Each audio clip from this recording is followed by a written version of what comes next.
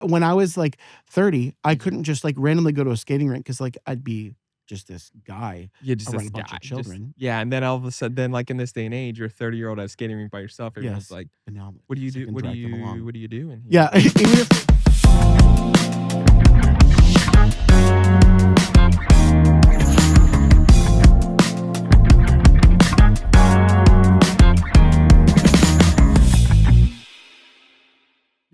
What's up, everybody? We're back.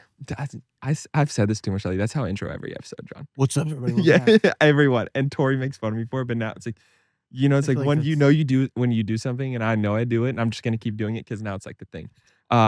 But today, I think I also say that every time You say that, and it's so funny. Every time I do a live or anything like that, I'm Yeah. like, people. Yeah. There's always like something that just like automatically comes out. Yeah, and you're just And like, what's up, everybody? We're back means like, listen, that means just like it's a continuation. yeah, right? it is. That's right. It's not so. But today, I have my dear friend Jon Mullins. John, welcome to Deepish. What's up?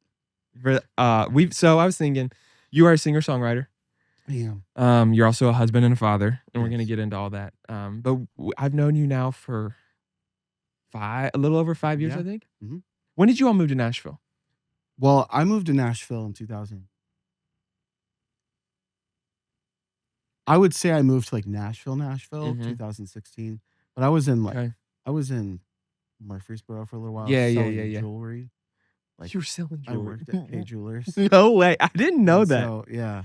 Was But that just like a job you got it's a because job you I got needed? right out of college. Okay. I was like, man. I And wanna did do you something. move here for music at that time? I did. Okay. I And so sold- you just needed a job. Yeah, right after Yeah. college, like I was like, Yep. oh, let me go to K Jewelers, and I got the job there, and That's then I moved to unbelievable. Nashville, and like I was like, in like our class Yeah. of like how big the K Jewelers was, like how big it's their different classes. Mhm. I was number 37 in sales. Were I you was like, really? what? And then I started working at Genesis Diamonds, and then Yeah. and then I was like, listen, a cool opportunity came up, and I quit my job. Yep. And became a full-time musician. So where did you go to school at? Tennessee College? Temple University. Tennessee Temple University is a tiny university. It was. Yeah, I was gonna say it's closed now. I forgot you went to Temple. Yes. Yep. It is a tiny university in Yep. Chattanooga. Yep, sure was. My best friend, we were born 5 days apart, grew up together. Shout out Caleb. His parents went to Tennessee Temple. No. Met there. Swear on my life. That's amazing. The college that I started at in North Carolina enveloped Tennessee Temple before it shut down. Piedmont. Yep. Yep. That's where I started college They at. merged. Yep. That's amazing. Which now it's no longer Piedmont. What is It's it? the Carolina University or something like that. I don't know. I'm not connected to the university anymore. Like I have friends that are still in that area that like graduated from there. My sister graduated from there. My grandfather went to Piedmont, but he went there when it was Piedmont Baptist Bible College. Wow. That was, dude, what years of 20? That was 45, 55 years ago. That's crazy. Yeah. That's unfathomable. And like even like when we went to Temple, that was a long time ago. Yeah. And Whitney and I, that's where we met. Okay. We lived in 3 of the same cities in different states Did you at really? the same time. And didn't meet until Temple? Yeah. Do you remember Temple went too liberal for a lot of the people? Super liberal. That was the year I came. And that's when Crown was formed. Do you remember Crown College? I did not know that's when Crown was formed. If I remember correctly, that is why Crown was formed, was because Temple was not as I know strict there are and teachers. conservative. I know there are teachers that went there, but I had no clue. If I remember correctly, that's why Crown That's was formed. crazy. Yeah, because like, I mean, in that world, That was the year I went. That was the year I went. was that mid 2000s ish, late 2000s? What year was that? It was mid. Yeah, mid that sounds right. Smack dab 2005. Yeah, I was gonna say that sounds right. Like I think, and I could be wrong, but I think that's around the time. But so like in that world, you had, I mean, we grew up kind of in a similar, because you Mhm. grew up in Lynchburg, correct, Virginia? Yeah, so we kind of grew up in the same bubble of Christianity, I would Yes. say.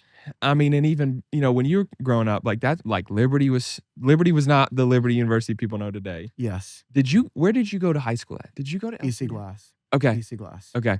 So, I mean, but like LCA was super strict. But in that world, you had, in the university world, you had Bob Jones, which Mhm. was just, I mean, I don't know that it's as strict as it used to be. I don't know, but when I went to college at Temple, they were like, Bob Jones, they can't walk on the same side of the like it was crazy. Dude, and then there was Pensacola. Pensacola. Maybe it was Pensacola where they couldn't walk on the Pensacola, same sidewalks. Pensacola, you can't like, and there's people gonna listen to this that are like, "What are you talking about?" There are Christian universities out Guys, there, Christian colleges. Just get ready. legitimately, where guys and girls are not allowed to walk on the same side of the street. Yeah. I didn't go to one of those. Okay. I mean, Piedmont Listen. was strict, Listen. but like, it wasn't like I've told this. I think I've told this. I probably shouldn't tell this. I'll tell you a story later. I started to tell this story, and I might have told this story on the podcast. You know what? I think I did, so I'm gonna tell it anyways. I once got accused. There was like when I went to Piedmont, it was when I think they had just changed from Piedmont Bible College to Piedmont International University somewhere in that time frame. Changed their name. They were now the Bruins. So the mascot was a bear, and there was a bear rug. In this was 14 years ago, so hopefully the statute of limitations is out. And I did nothing wrong, so I'm just gonna go ahead and put that out there. This is serious. It's not that serious, but it's hilarious. Use the term statute of limitations. This is serious. It's not that serious. It's not that serious. So there was a bear rug in like the student center there. And like what you have to understand about the student center was it was as big as the basement we're in there. It was not like this. Yeah, like, dude, it wasn't this big thing. It was like, because Piedmont it was like, dude, there was maybe 1,000 people in the school, and that included people that commuted to and from. Like, it was not a big school. Okay. It's very small. So in the student center, though, I had friends that worked in the coffee shop, and there was a bear rug on the wall, and I had a couple friends that decided they wanted to steal it. And so they steal it. I'm not on campus. I'm staying off campus. I had family lived in the area. I'm staying off campus with them that night. My cousins wanted me to hang, so whatever. Come back, find out they stole it. Then like Monday or Tuesday, they sent out an email. If they found out it was stolen, they're like, hey, whoever stole the bear rug, if you return it, we won't press charges. You won't be expelled. Nothing will happen, or something like that. Like they threaten all sorts of stuff. Friends of mine that did, they took it back. They snuck it back in, hang it back up.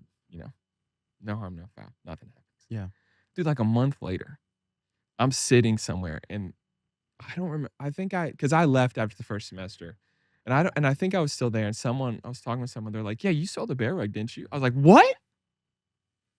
I was like, "Why am I accused?" I was like, "I wasn't even here. Why am I the one?" Like, just because like I'm the redheaded stepchild and I don't like abide by everything. It's like because like when I was there, I was not like. Also, bringing it up in conversation like it actually is a thing. Yeah. Oh, yeah, you stole it, didn't you? Yeah. Yeah, that's what I'm saying. And I think the only reason that like I probably freaked out a little bit, but it was like a girl that I was into at the time that said it, and I just was like, no. Someone I knew did it. When I went there, like I didn't hang out with a lot of people. Like my RA was one of my close friends, so we hung out together all the time. But I worked all the time. I worked at a country club there, and so like I would literally go to class. I was in class from like 8 to 3 or whatever it was. I'd leave class and I'd go to work till 8 o'clock every night. Wow. And then I would come back and, dude, like I slept through class all the time. Yeah. I say all the time, a few times. I slept through class all the time. But we didn't have classes on Fridays. We were only Monday, Tuesday, Wednesday. They're gonna take back your diploma. I didn't get a diploma from them, so it's fine. And then when I transferred away from there, like none of my credits transferred anyways. Is the accreditation? They are accredited, but it was like BS stuff. Regional accreditation. Yeah, dude, it's the dumbest thing. So like, it's not like legit. When I transferred to Liberty, I had to like retest and shit. That like I was like, what the hell is this? I had to take like 9 math. 3 years, but I was online. Okay. Because like so when this was when I was. I was about to ask you about Lynchburg Staples because I'm like no. So like I did go visit it once or twice because I had friends that went to school there. Yeah. 2 of my closest friends were there, and so I went and hung out with them for a weekend. That was even before Tori and I were together. Like, that's how long ago this was. And we've been together for a while. Ever. Yeah. And so, but when I was youth pastor. You didn't steal the bear rug? Yeah, she's heard that. She knows. Okay. She knows who did steal it, too. Okay. Like, I mean, it's like, it's an infamous She just knows story. your innocence. She knows that's all I care about. She knows that I did nothing wrong in that scenario. But it's, so I went to Liberty Online, though, because the job that I had, I got to go to school for free at Liberty Online. So I had to pay all I had to do was pay the tech fee. That's amazing. Yeah, I had to pay the technology fee. And what was funny was like my first 3 or 4 semesters, they forgot to charge me for it. Tech fee? There was like an online tech fee. It was like $275 a semester or something. I had to pay for that in books, as I was saying. Yeah. Is that just like run Blackboard or something like that? Or? I guess so. Yeah. Okay, cool. I forgot about Blackboard. God. Yeah. So like literally, I had homework once a week. I had That's probably not even a a thing. quiz. Probably not. They're And probably I had like a discussion board post in Blackboard is all I had to do. So it's like, dude, it was Tori joke. She's like, you literally didn't go to school. She's like, I don't know how the hell you got to do. I finished in 3 years. Did you? Like just over back in the 3 years. day, back then when people were doing like online school, you're like, man, they're doing online school. Yeah. And it was just like, Yeah, this was a long time there ago. was something like a stigma around it. I don't Yeah. know. It wasn't like a bad thing. It was Yeah. just like they're doing online. Yeah, it's school. like, why are you not on And campus? then all of a sudden, like online school is like the thing. Oh yeah. Like it's Because like, dude, I such was a working good a full-time idea. job as a student pastor and going to school and Yeah. finished like I started college fall of 12 and I finished March of 15. Yeah.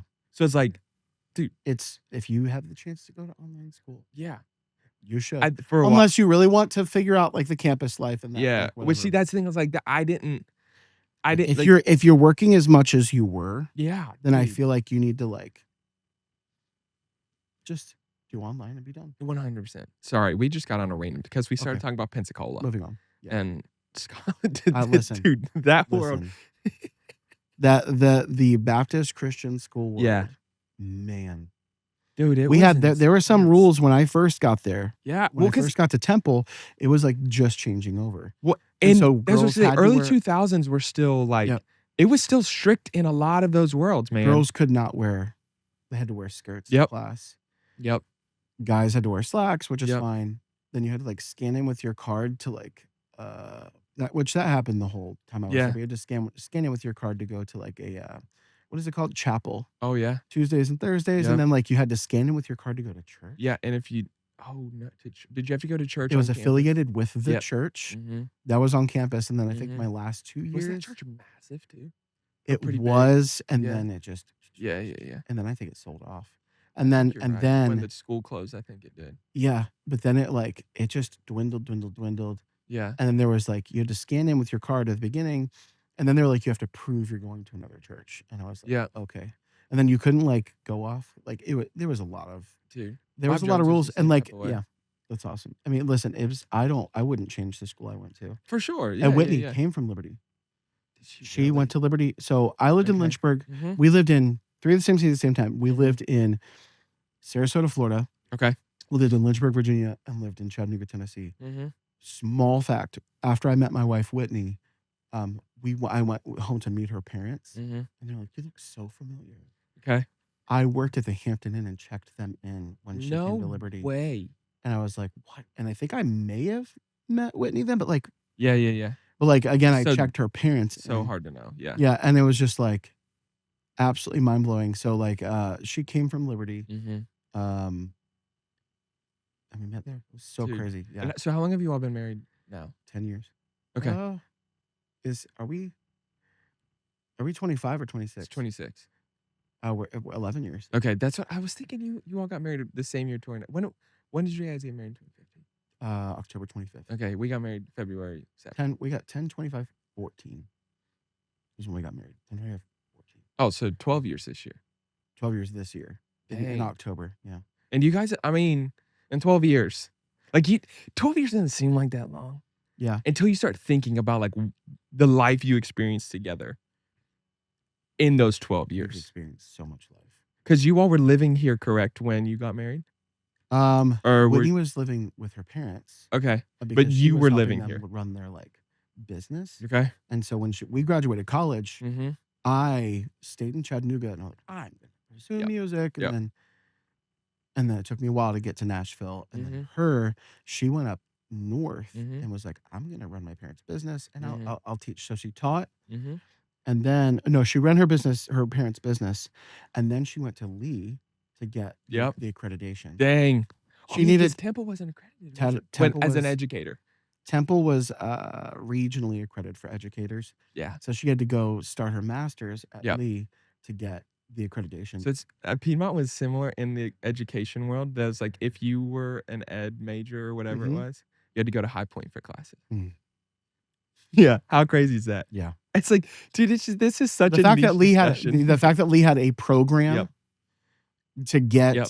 other people accredited is just Dude, yeah. I've been to Lee University, I think, one time, and I was to go see the Crab family, and that was in Yeah. God, dude, 2007, Yeah. 2008. Yeah. You probably were living in Chattanooga at the time. I was. And I went back to Temple for my best friend I told you about whose parents met at Mhm. Temple. Her parents were best friend's mom was also her parents were also missionaries. So they were missionaries. And her parents were missionaries. I think still lived in Chattanooga, and her dad died while they were on the mission field. Not like her parents were not still on the mission field. Her parents were retired. My best friend, his family was still on the mission field. Mhm. And so they came back for the funeral. And the funeral was at like I think it was at the church on Temple's campus. Maybe I could Town be Park. wrong. Yeah. But like I mean, dude, that was man, 04, 05, 06, somewhere in there. Yeah, I started there I in think. '05. Yeah. So it's like it's funny how small the world is. It is. It's like, I mean, even like you being in Lynchburg, like all my dad's family's in Roanoke. That is insane. So it's like Yeah. you know what I mean? It is a It's tiny like world. the I degrees didn't know of we were so separation. close knit, but like we've never gotten this deep. No, about we've it. never talked about this So I stuff. love that. Okay, so but it's back to what we were saying, like, you know, you and Wendy been married now almost 12 years. Yeah. And you think about in those 12 years, like the span of what you experienced. And so she moved back home was teaching. Yep. And running helping with her parents' business. You stay in Tennessee, you're like, Sell jewelry, write music. yeah. So, but in those 12 years, how long did you all date before you got married? We met in January 12th, 2007, Okay. and we got married In 14. in 14, so So 7 years. Mhm. Dang. And how much 7 and that a was half. long distance? We were close to it. We finished college, so Like 09 2 and a -ish? half years, so Okay. 09. Yeah. So from 09 to 14. No way. It was crazy, and we had like an 18-month engagement, Mm-hmm. but she traveled like Mm-hmm. God bless that woman. She traveled so often to Yeah. come see me, Yeah. and like I went when I could to see her. It was a struggle. It was a lot. Yeah. And then like there's always that point like when you're in a long distance relationship and you're Mhm. both like living your own lives Mm-hmm. and you're like working your tails off. Yeah. You're like, I don't feel like I'm involved in your life. Yeah. And then it's like then you have to like make more of a conscious effort to communicate and be like, Yeah. this is what happened today. Yeah. So it was So you probably learned a lot in that stage of your relationship on healthy communication. Mhm. Because otherwise it's foundational. you're not Yeah. going to communicate when you're If we would have gotten married earlier, yeah, it would have been rough. Oh, for sure. But I Because the mean, communication that we've needed to get through during oh, our married years. yeah. And that's the thing is I just this episode that I'm going to talk about isn't out yet. By the time this comes out, it will have been out. But in my life coach on, and we were talking about that of like this, you know, she and her husband have been married like 20, I think she said 27 years, almost 28 years. And we were talking about that communication piece. Mhm. But in a sense, we were talking mainly about like getting married young versus waiting to get married. Is one better than the other? I don't know that one's better than the other. I think there's a beautiful piece to like It getting depends married on the young people, and yeah. building a life together, and there's a hard piece of getting married older and then having to kind of deconstruct, not to overuse that word, but like the lives you've built separately and the independence. But to your point, when you talk about, you know, not being married yet, being long distance and waiting to get married, you had to work through. Gave you the opportunity to work through a lot, so that when you got married, you already worked through those things and you knew how to navigate some of that stuff. We grew up together. We've Yeah. been So I mean, together since we were 19. Dude, yeah, I was 19 when Troy and I started dating, Mhm. which we'd known each other, but like I was 19 when we started dating. I mean, we got married when I was 20, and from 20 to 25, like I had to grow up a lot. Yeah. And she would tell you, like, she would say the first 5 years of our marriage sucked. I don't know if it sucked, but like, but growing it's pains. hard. Yeah. Like it is not. It's the long distance years Yeah. that Whitney and I had where you're Yep. learning how to do it, but you guys had to do it in the same You do, household. yeah, you do it when you're married, and Mhm. like also like year 2, year 3, I guess it was during our third year. Yeah, because our second anniversary was How long did you guys 2017. date before you got married? We started dating December of 13. We were engaged August of 14, married Wow. February 15. Okay, cool. So it was quick. Yeah. But like I've also, you know me. Yeah. Dude, when I'm no, Yep. I'm just done. Like And you're all in. You're there. yeah. And so it's like, and now, you know, you look, it's two kids in. 11 years of marriage in. Yeah. I'm like, I don't know that I've grown up that much. I probably have reverted. The kids are gonna make it go back. Yeah, yeah. I mean, the like- kids are literally gonna make us regress. 100%. But in Which that I love. Literally, my Charlotte, my Yeah. 3-year-old, and Livy, my 2-year-old, are like learning to skate, Oh yeah. and I'm like, yes. Yeah. But like skating at my age now, I'm like, okay, I need to go Oh, to like yeah, a yeah. skate shop. Yeah. Like my foot size, I have to go to a skate shop to get skates. I have to buy like a different frame. I've Yep. got to get a butt pad. Like, listen, you got to No, get dude, all these, those seeds, like, all these things that like, oh, you don't want to break your tailbone as a little. And I'm like, Yeah. okay. So like, Yeah. I'm like, okay. So for them, I can just buy them like $50 skates. For me, I've got to like you have to think about it. invest. Yeah, you need like Tempur-Pedic for your feet. But listen, I'm just like, I'm a kid again. Yeah, that is skating so rinks. much fun, dude. I now have Yeah. like when I was like 30, I Mhm. couldn't just like randomly go to a skating rink because like I'd be just this guy Yeah, just around this a bunch guy. of children. Yeah, and then all of a sudden, then like in this day and age, you're a 30-year-old at a skating rink by yourself. Everyone's Yes. like, And now I'm what do you so I do? can What do drag them you along. what are you doing? here? Yeah, Why are even if they're like, you here? What's happening? Who's that guy Is in the everything corner? okay? Who's that guy? Who is that? Is everything We- okay? I would have been that guy Yeah. that you see at the skating rink who's like just like bobbing. kind of bouncing and Yeah, just bobbing to the bobbing a little music and bit. just like zooming, and you're like, that is a weirdo. That's so But weird. now That's I'm just going so to drag them to the skating rink, whether or not they Yeah. want to. One thing I wish, let's make a change in the world here. I wish skating rinks had a membership. I will Oh. pay. I will. I wish skating rinks were still more common. I feel like have they gone somewhere? Yeah, dude, I don't feel like skating rinks are as common as they used to be. Maybe I'm wrong. Maybe. I mean, but listen, like, all right, hold on. maybe let's look you this want to know up. why? You want to know why they've gone somewhere? I do want to know why. Because they are open Saturday, Sunday, for like 4 hours, and then like that's all they're open. well, like not always, but like I feel like I'm looking even this during up the to see the summers they're closest open skating more. rink. But like, listen, what does it cost to run a skating rink? Let's be honest. Wait, dude, there's one. There's a couple close. There's one in Springfield. That's like 20 minutes from me. I didn't know that was up there. I fear it might be There's one literally a mile away from or 2 miles from my house. Rivergate. The problem is I'm nervous about it. Yeah, Yeah, you got to be nervous sometimes. you got to be nervous. Yeah. Dude, there was like 'Cause sometimes growing people up, there's just like drop their kids off. And yeah. they're just like, But dude, there was like growing up, there's 2 or 3 near us, I think.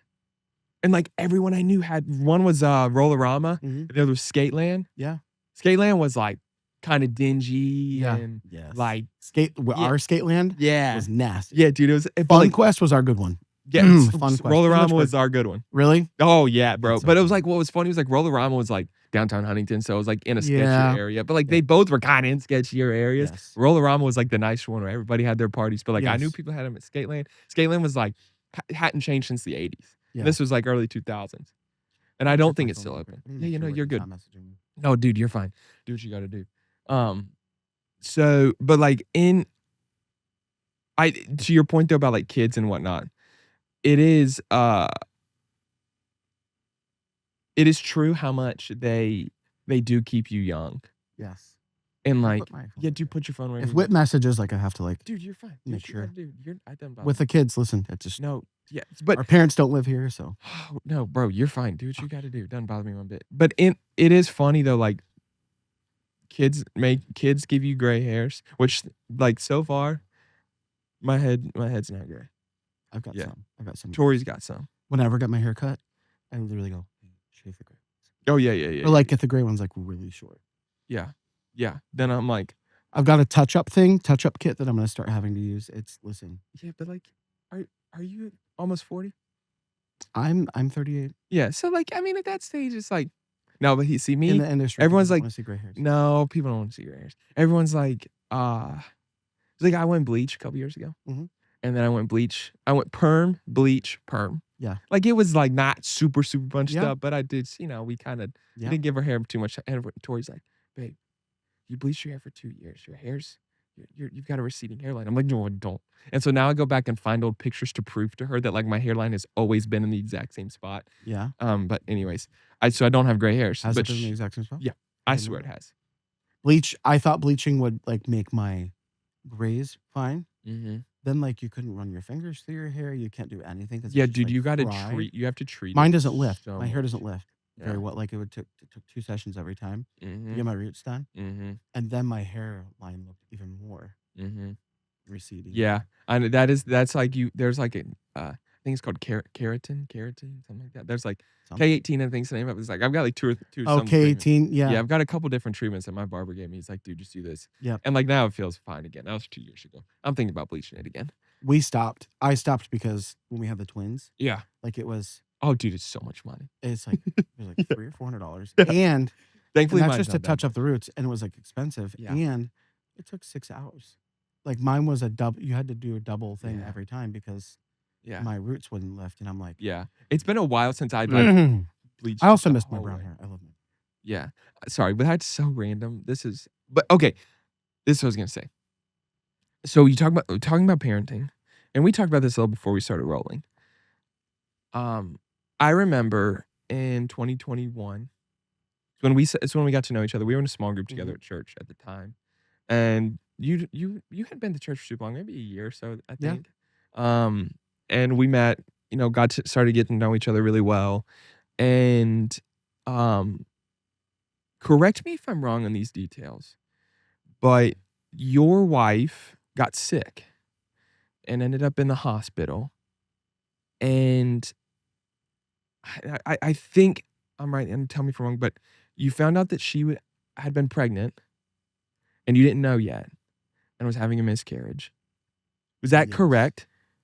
Am I right in those details? Yes, but yes, I was at a writing session, not a writing session. I was at a writers retreat in like Okay. middle of nowhere, Tennessee. Yeah, She was in northern Indiana that's right. with her parents because she's like, "You're gonna be gone for a week. Yeah, I'd forgotten We're that. just gonna go." Yeah, I'd forgotten And that. so she called me right before I went into a writing session, Yeah, and she goes, "Something's wrong." yeah, I was like, "What?" She's like, yeah, and so it got to the point where she could not even function, and she ended up, yeah, she lost half of her blood volume, yeah, and she had to have a surgery. I flew up there. Um, I flew up there right away, yeah. and they were like, pregnant, and you're like, you're almost through the first trimester. Like, I think it was 8 or 10 weeks, and so it was like, that's why And she's been sick this whole and time. if I remember correctly, they didn't think you all would be able to have kids. Is that No, no, yeah, so? because we had been married for like it was That point in 2021, so we had time, been 7 married years? for You ever 7 years, almost? and we never like Yeah. not. So, when you what was that stage of life like? Because I remember her being in the hospital here, and Tori, Rome, and I came to see you, which Mhm. that was still, like, COVID, Yeah, end of COVID era, so, like, getting into that hospital to see you was a little easier, but it's still pretty it hard. was hard. And they were pretty strict with it. They were super strict. I Um remember like I saw you guys in the hallway. Yeah. Like it was not Oh, yeah, on the like, we hospital couldn't floor. yeah. You, like, came down to meet us. Well, that was actually it was in Tennessee. Yep. So she was in the hospital up in Indiana. Yeah. Right. Lost a ton of blood volume. They like let her they like let her go. You're fine. We came Jesus. home. And it got And worse. she started bleeding even Yeah. worse. Mhm. And that's when we came to the Mhm. hospital here, texted you guys, Yeah. and you were like, "What? Something I've learned from you." Mhm. Um, and I love this about you. It wasn't like, "Hey, if there's anything you can do, let me know," or is there anything we can do Yeah. for you? You don't ask the yes or no question. You ask, Mhm. "What do you need? Yeah. What can I do for you?" Mm. And like when you ask that question, I'm like, man, there's something deeper. I feel like if anybody, Mhm. listen, this might be the moment of the podcast Okay. because this is something that has stuck out to me since I've met you or Mhm. since that situation. Mhm. If you know somebody that's going through a hard time, Mhm. never say, "Is there anything I can do for you?" Say, "What can I do for you?" Say, "What do you need?" Yeah. Because they can't answer that with, "Okay, I'll let you know." Yeah, dude, Or and so, like, yeah, there's, no, you're like dead on, and bro. so there I was know what you something, mean. like, I knew in that moment that I Mhm. could depend on you. Wow. And there was Thank you. something really cool, and, like, it was in a time where our family was not Yep. close, and in a time where, like, most of the church like, I didn't have friends at Yeah. the church like I do now. So, Mhm. like, it was, like, you know, I knew for a fact, like, if I need anything, you were there. And so thank you for doing that. Like, Dude, absolutely. again, It means the world to you that too. is something everybody needs to But take well, from anything. Like, ask, what can I do for you? What do you need? that is one of my biggest pet peeves in life Hmm. is when people are like, "If you need anything, just holler, just let me know." I Because think it comes out of I I think it comes out of good I intentions. do too, but, like, you know how hard it is to reach out? Hmm. Like, and, like, respectfully, like, It's very hard to ask for help. if you text me and say, "If you need anything," I'm an stubborn, independent mother. Yeah. I'm not going to just be like, "Hey, can you do this?" Hmm. So, I'm not that type. If I'm just gonna tell you, it's like, You seem like the type of person to be like, hey, I'm on one. Like, I think you actually did this. Hey, I'm on the way to the hospital. What do you "Yeah, guys want for food? yeah, Like, it was just a that's what I'm gonna very, do." and like, Like, I was like, nothing. And you brought us a gift card. And I was like, okay. And like, so it was just like, it was yeah, a very, like, again, yeah, I don't know how to explain it. And another thing too is they're yeah. like, yeah, I'll pray for you. Oh, Like, yeah.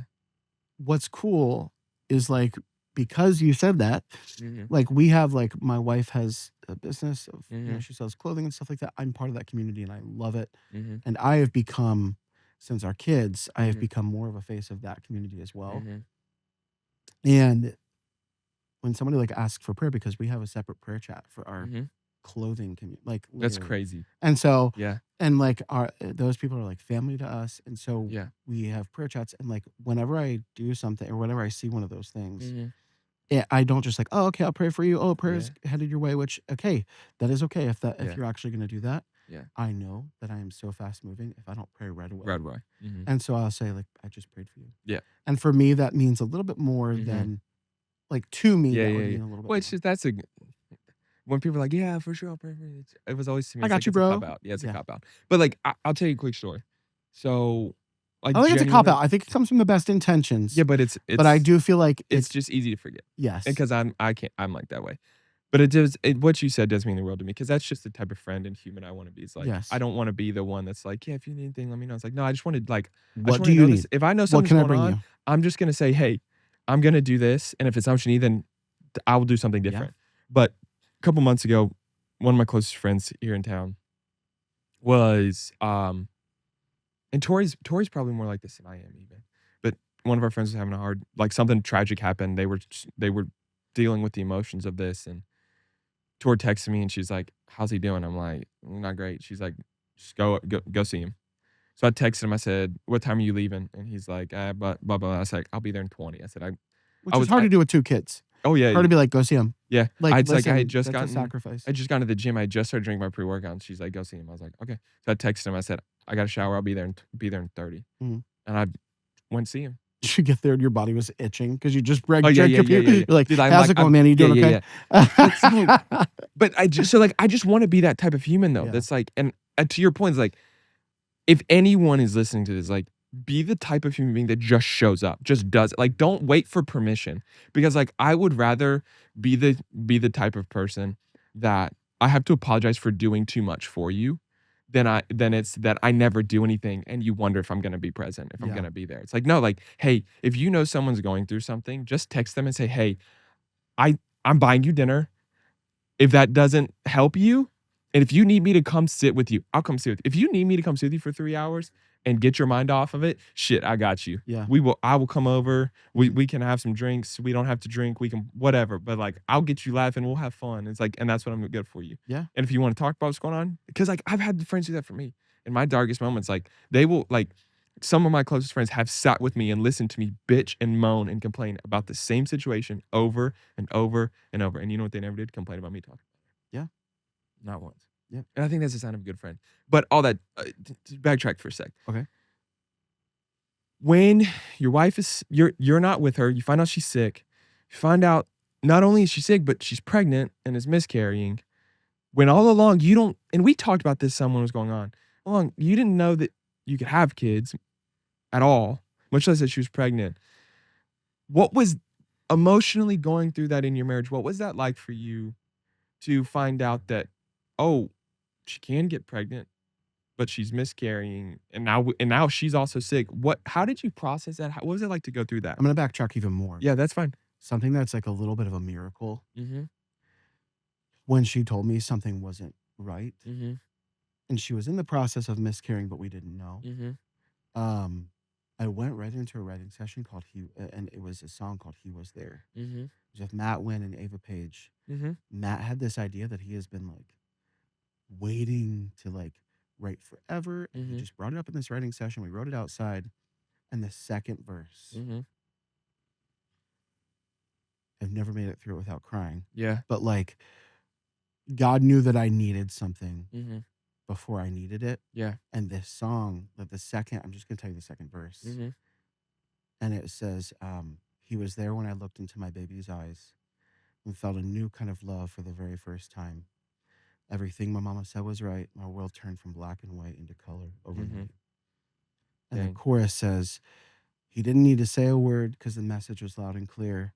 That through every turn of the laughter and the tears, um, of the laughter, didn't even say a word because the message was loud and clear.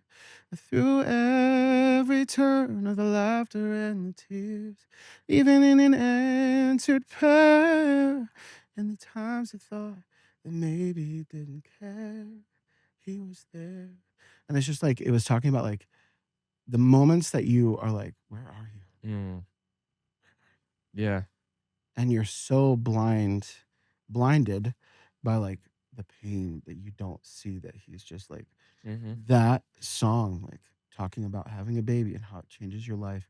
It's so crazy. We didn't even know we were having that miscarriage. Yeah. And like that song just happened. It was just like insane. And so it was after the miscarriage, we had I feel like, have you guys experienced a miscarriage Mm. before? Okay. No. I feel like there is no way to fully describe. I can't even imagine what's Yeah. happening in Whitney's body, Whitney's Yeah. head, because she like, there's feelings of insufficiency. Like, my body did something wrong, or Mhm. what did I like? And it's not like Yeah. doctors will let you know, like, listen, there's 100%. nothing you could Yeah, have done. no, it's very, and I feel like Tori told you that somewhere along the lines. It's far more common than people realize. It's And far what's more common. and what's Does it make crazy? it easier? Yes, but one of our friends, they said like Mhm. that is one of the um, parts of parenthood Yeah. that isn't discussed. Mhm. And that's actually it's part of the path of parenthood. Yeah. It's like all the plosives, part of the path of parenthood. Um, but I feel like nobody talks about that. Yeah. And so when somebody does and you lose a baby, Yeah.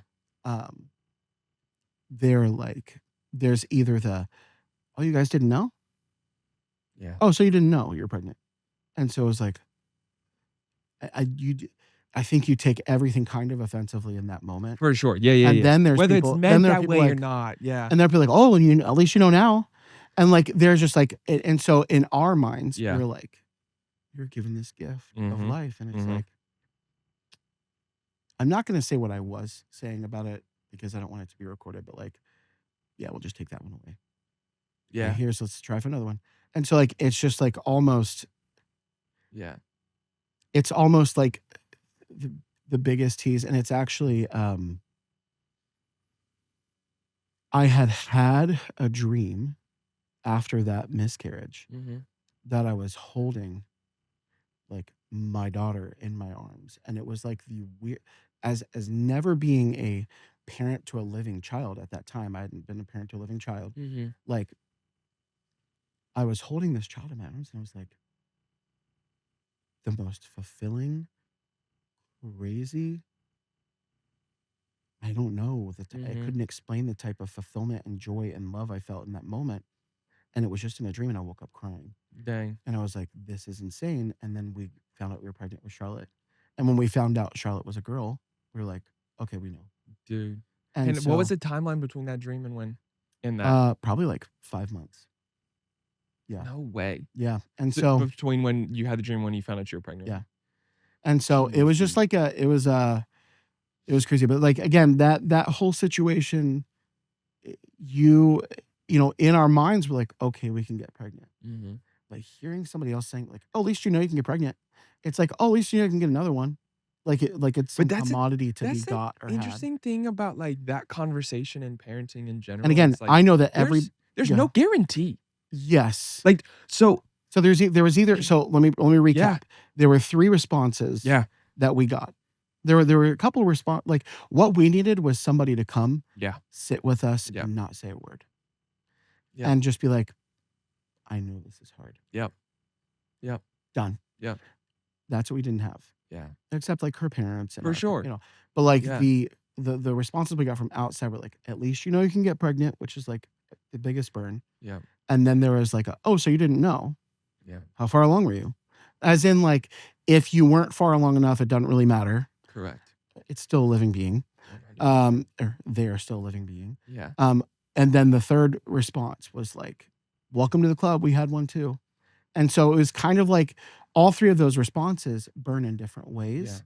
But I also feel like that everybody in that time, like, they meant it, like, in such a loving way. They meant well, but it's like, But you I feel can like mean well and still be an asshole. Yes, but I know? also feel like there needs to be somebody that says this out loud. Yeah. If somebody experiences loss, Yeah. they need a friend that will just be there. Dude. Bro, I'm bringing you Yeah. dinner.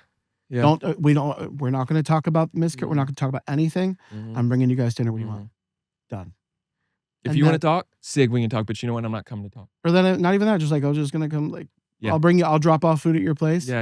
and, like, buy you a movie. I literally don't even know, but, like, Yeah. I just feel like there's something Presence is, I think, the most important thing. As Yes. the older you get in life, the more you experience, you're gonna experience pain, suffering, loss. That's part of life. And but the thing that I feel is most important is being present with human beings. Yeah. But like when you talk about, the response of people saying, "Oh, well, it's just one, now you Yeah. know you can." But it's like, if you've never gone through the journey of trying to have kids or not having kids or having a kid or wanting kids, uh, it it's not like having children is not a guaranteed part of life. Yeah. And it's like, I don't know that I've ever publicly talked about this, but like, we weren't preventing having a second kid for 4 or 5 years, Mhm. 3 or 4 years after, like, before we had Harvey. It's like, and people don't know that. Yeah. To the point where we weren't like, when I say, like, we weren't preventing it, but we also weren't, like, actively trying necessarily Yeah. to have a child. So, like, I wanna preface that, but I mean, there was multiple times where Tori thought she was pregnant, wasn't, and where it's like, this stage of, like, I guess we're not gonna have a Yeah. second one, and but, like, I told her, I was like, "Yo, listen," said, "8 years is my cutoff of, like, I don't want kids Yeah. more than 8, and 8 years is a lot." And on our 10th anniversary, we found out we were pregnant with Harv.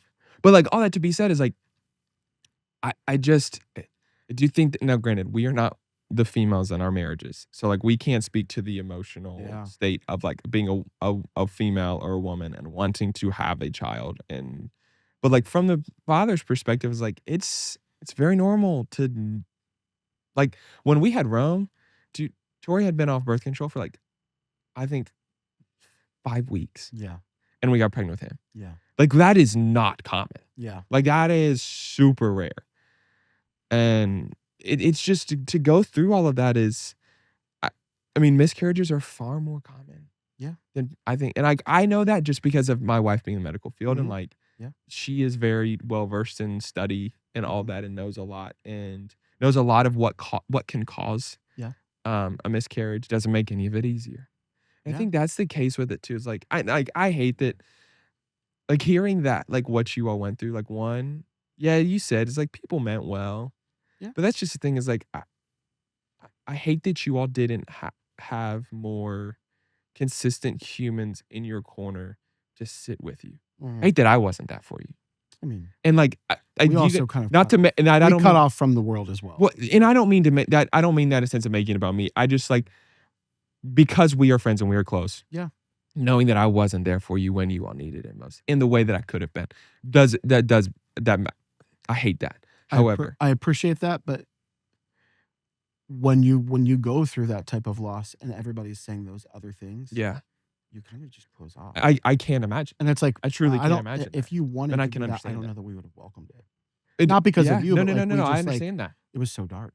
It was so difficult. So, what then was it like being in that dark place, experiencing the shock and hurt of, okay, Wit's borderline on her deathbed, very sick, going through a lot of trauma. Okay, we can get pregnant.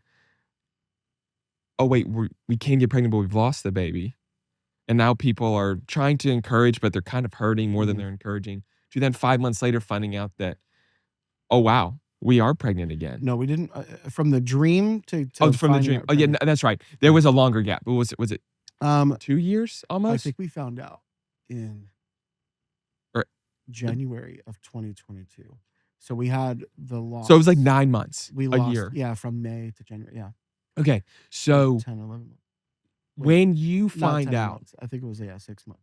However long. whatever, yeah, when, yeah, 6, 8 months. June, July, Okay. August, September, October, November, December. 7 months. Yeah. So when you find that out though, and you like again thinking through all of what you went through to then that stage of now you find out you're pregnant, what was it like emotionally and mentally for you to?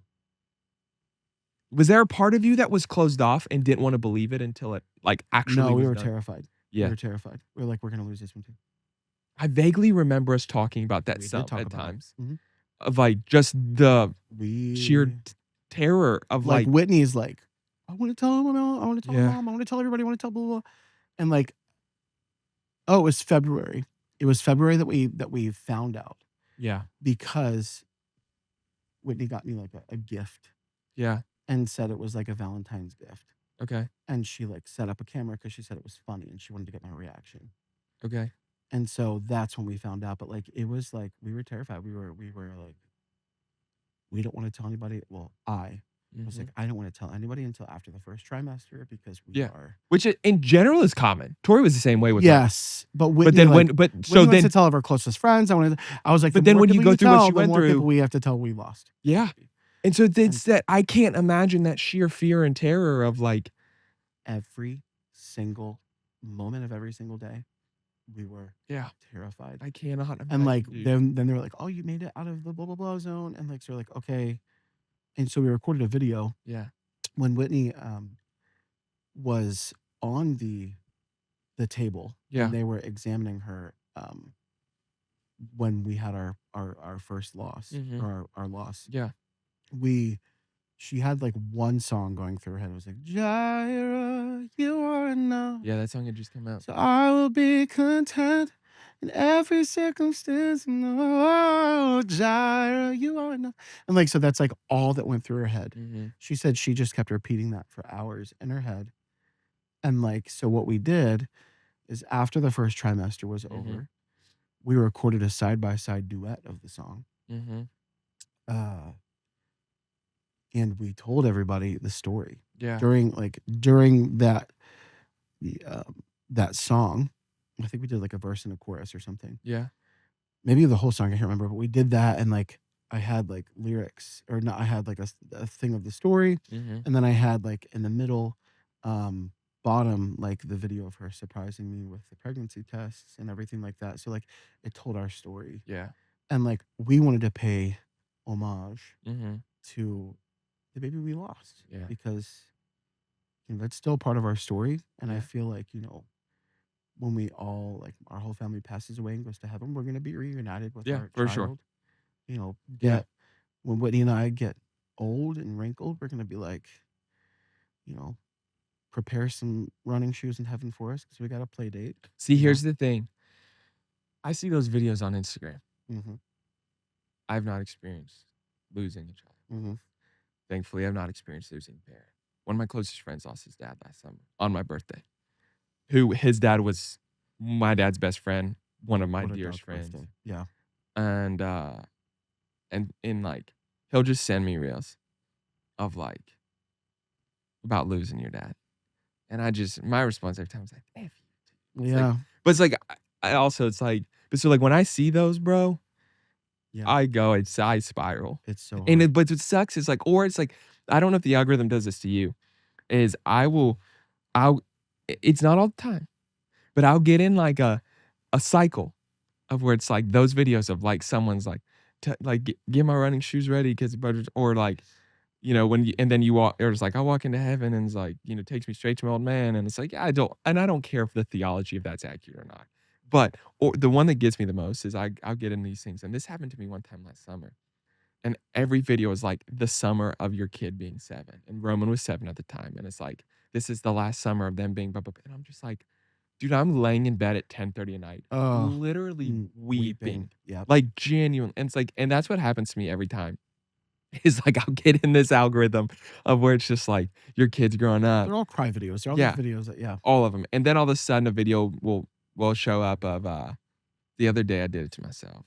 I went back and watched it was on Mother's Day, and my great-grandmother, who I grew up with, my great-grandmother, and, she was, on my mom's side, you know, she was that whole side of the family had kids super young, so Obviously, she you yeah, grew up with your great grandma. That's great. yeah, she passed away when I was in 2021, so I was 27, I think, when she passed. So your And family had kids really yeah, young. my Wow. great-grandmother had my grandmother, I think it's 17, my grandmother had my mom at 19, my mom had my older sister at 18. Yeah. So, like, I mean, they all started super I mean, Tori Yeah. and I didn't start old. I Yeah. mean, we were I was 23 when we had Rome, but dude, I have this video of, or this that I posted on my Instagram right when she passed, because like, we were on vacation, this was summer of '21. We were on vacation, and she was not doing well. She was 82, 83 at the time, not doing great, and, my grandmother had talked her into she'd always said, she's like, "I will never leave my home. Not going to assisted living, not going to nursing home. I'm going from this house to Ridgemont." And, my grandmother talked her into for vacation that week, into going and staying at assisted living for a week so that she would have somebody if she fell, needed help, all that. She agreed. She went and stayed there for a week. Come home, and she falls, like, the day she gets home. Goes to the ER. They release her, and I think she, like, fell again. Long story short, they get her back to the hospital, and it was, like, I think the Friday after we got home from vacation, like, the week after we got home from vacation was, like, Wednesday. And, like, she's in the hospital, like, no idea what's going on. All the, like, things getting worse. I'm talking to my mom, like, "Do I need to come up there?" It's like set of family super close, like Yeah. we'd always had been. And she's like, "Do we need to come home? Like, what's going on?" And she's like, "I don't know. I'll let you know. We're figuring it out, blah, this and that." And then Friday, so we decided Tori was, like, working Wednesday, Thursday or something. On Friday morning, we're like, "All right, we're coming up. We'll be there." And that morning, she called. My mom called, and she had passed away that morning before we got to go up there. Um, and so I have a video. So like we were coming home from the funeral. So like we go up, we're there for like a week, and then my grandmother asked me to speak at her funeral, and that was like that, dude. I said if you want me to, I will. And that sucked, Yeah. but I digress. We were coming home, and like she always told everyone I was her favorite. Like, I mean, it's like that whole side of the family. My mom and sisters get my grandmother gets treated, and I'm like her sister-in-law, my great grandmother's sister-in-law came up to me after the funeral. She said, "Jacob, she did say you were her favorite. She Oh meant it my. too." I'm like, "Oh, I know she did." Anyways, so we're driving home, and we had stopped at a Wendy's, and you know, you just when you lose someone, it's emotional. Mhm. I'm going through my voicemails, and I found a voicemail from her from my birthday, like 5 years before. And I listened to it the other day. I don't know why I did that to myself. Sorry, we took a little pause. We took a little pause No, break. we We're didn't. back in. So, No, okay. continuity. So, but you know, we were talking about just like the pain of loss Yeah. and like, but like I'm one of those people too. It's like I don't know if you're this way, but it's like I don't mind crying. Yeah. I don't mind feeling emotion. But like I also my personality type, like the way I'm wired is like I also can like detach from emotion. Compartmentalize. I Yeah, can you know what I compartmentalize. mean. Yeah. And but like all that to be said is like when you like uh nothing in life prepares you for loss. No. Doesn't matter what. Mhm. And you experienced it, you and Whit did, in a very painful way Yeah. and unexpectedly so. So I want to get back though a little because there's a lot of things a lot of ground we haven't covered. And I feel like there are certain episodes, certain people I sit down and talk about that I'm like, we could record for Yeah. Yeah. weeks and days. Yeah. And I love that.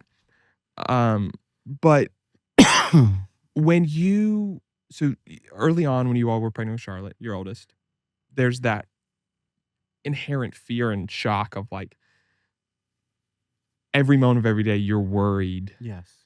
And then like there is a sense of relief. Like, again, Tori works in the NICU. Tori, you know, I mean, they now can take 22-week-old kids. Yeah. What? Yeah, 22 weeks, For real? if I remember correctly. I have to double check, but I Oh, you believe know it's what? 22. Actually, I remember that because when the twins were in the NICU, Yeah. they said that is the earliest viable, S you know. Now, there's some you know, is it really super viable? It's hard to know, but, like, there are things they can try to do with 22 weeks at Yeah. Vanderbilt, they can take him. But so, like, there's a sense of a little bit of relief. Like, I mean, even when Mhm. we were pregnant with Harvey, it's like you get to 22 weeks, there's a little sigh of relief of like, okay, because like again, I mean, we had not experienced loss, but like there's just that inherent like you just have that angst when your spouse is pregnant or when Yeah. if you're a female having a baby, it's like just every day and you're just like constant, is everything okay? Is everything Yeah. okay? And you just have that angst. And then I remember when I think we got to like 32 weeks, Tori's like, okay, or at whatever full term is. I think it's like 32, 33 or something. Then she like takes another sigh of relief of like, okay, it comes now. So, Lung still not great, development is but already yeah, there. but it's like we're a little better. And so it's like, but then when you take all that and you put in what you all went through, what was that feeling like for you once you all have Charlotte and once you hold her in your arms for the first time? What went through your head in that moment where I also want to bring back up, like, the dream you had, Yeah. the loss you experienced, the pain you went through, and being kind of on an island by yourself without people in your corner, to then now you're in this moment where this day you dreamed of, that prayed for, believed for, now you're in it. What was that like? Like, I will tell you, and I don't wanna this is not a correction, but I mean, there were people in our corner, Mm. but Yeah, yeah, yeah. No, there you were can correct me. it was Yeah. hard, but they weren't able to be present. Mhm. Yeah, And yeah, we yeah. weren't That's fair. able to say at that time, like, hindsight, we can say what we needed. Yeah, yeah, yeah. At that time, we had no clue what we You needed. I get that. I Even if understand. you would have been like, "John, I'm gonna come sit with you." I would have been like, "We're good, thanks." Yeah, Like, now I I get it. know that's what we would have needed. Yep. If And that's dude, in if hindsight another does a loss lot in happens, that perspective. yeah, Yeah. and if another one happens, then I'll know, like, Yeah. Jake, just come sit with me. Yeah, yeah, yeah. Um, but, um, holding Charlotte for the it was a scheduled C-section. Yeah. Scheduled C-sections are kind of fantastic. Harvey's Yes, was. and yes, Yeah. and they want No, granted, I'll also say, I haven't had a C-section, so I haven't dealt with it, but, like yes, and you know what? Whitney yeah, she's always wanted to have a C-section, and it's funny Yeah. because, like, when she was pregnant, she was like, "Maybe you wanna try and like, it's not in the cards for us Yeah. because of certain different Yeah, yeah, yeah, yeah, yeah, factors, sure. including, like, our age and stuff like For that, sure. where she's considered, geriatric, which is insane. Dude, it's at 35, 35. because Tori was almost considered Yeah. a geriatric Whitney pregnancy. was considered a Yeah. geriatric pregnancy, and it was like, "Okay, cool." Sick, But right? that's you have to have Yeah. we had the scheduled C-section, and so, you know, we go into the operating room, or Whitney goes in the operating room first, and I'm Mhm. just, like, waiting Yeah. and waiting, and it was terrifying. Yeah. You know that Oh, feeling? dude. And so, finally, they're like, "You can come back." Yeah. And Whitney is laying on a You're table. sweating your ass off in your little It is bodysuit. it is insane. Yeah. It is insane, your little hairnet and your Yeah. bodysuit and your shoes. Yeah. But you go in there and Whitney is laying on a table, and Yep. she's like, "Hey, how's it going?" Whitney, one thing that I will tell you about Whitney, she does Yeah. really well in terrifying situations. Yeah.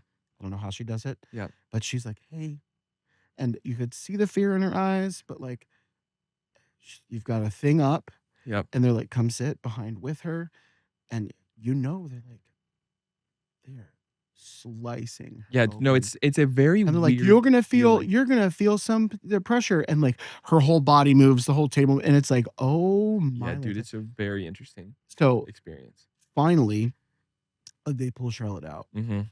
um, and they show you. Yep. I get some pictures, and finally, like, after they're done weighing her, like, I see her, and I'm like, "There's no way, there's no Yep. way," and she comes out, and she has we have pictures of it. We did a People article, and, like, in the People Forgot that she article. did people article. Yeah, we had one for the twins, so we have a few People Mhm. articles, but, like, for the first People article for Charlotte, we had we I told the writer, Trisha Desperis, she's an Yeah. incredible writer. Um, she I told her that we called Charlotte Grumpy Scrunch because she just had the grumpiest, scrunchiest Yeah. face. And we were like, "Oh, my Lanta." She came out and she's just scrunchy and grumpy and like, but we're like, "That's ours." Yeah. And then at that Yeah. moment, I was like, "Everybody tells us parenthood is hard. This is easy. Yeah. Look at this. This is my baby. We're Yeah. gonna hold our baby in the hospital. This Yeah. is gonna be fine." Yeah. And so everybody's waiting, and because of COVID, there are certain restrictions Yeah. on the floor. So people could only come in at like certain times. And my my parents were here, my sister and her husband, and Whitney's parents were here.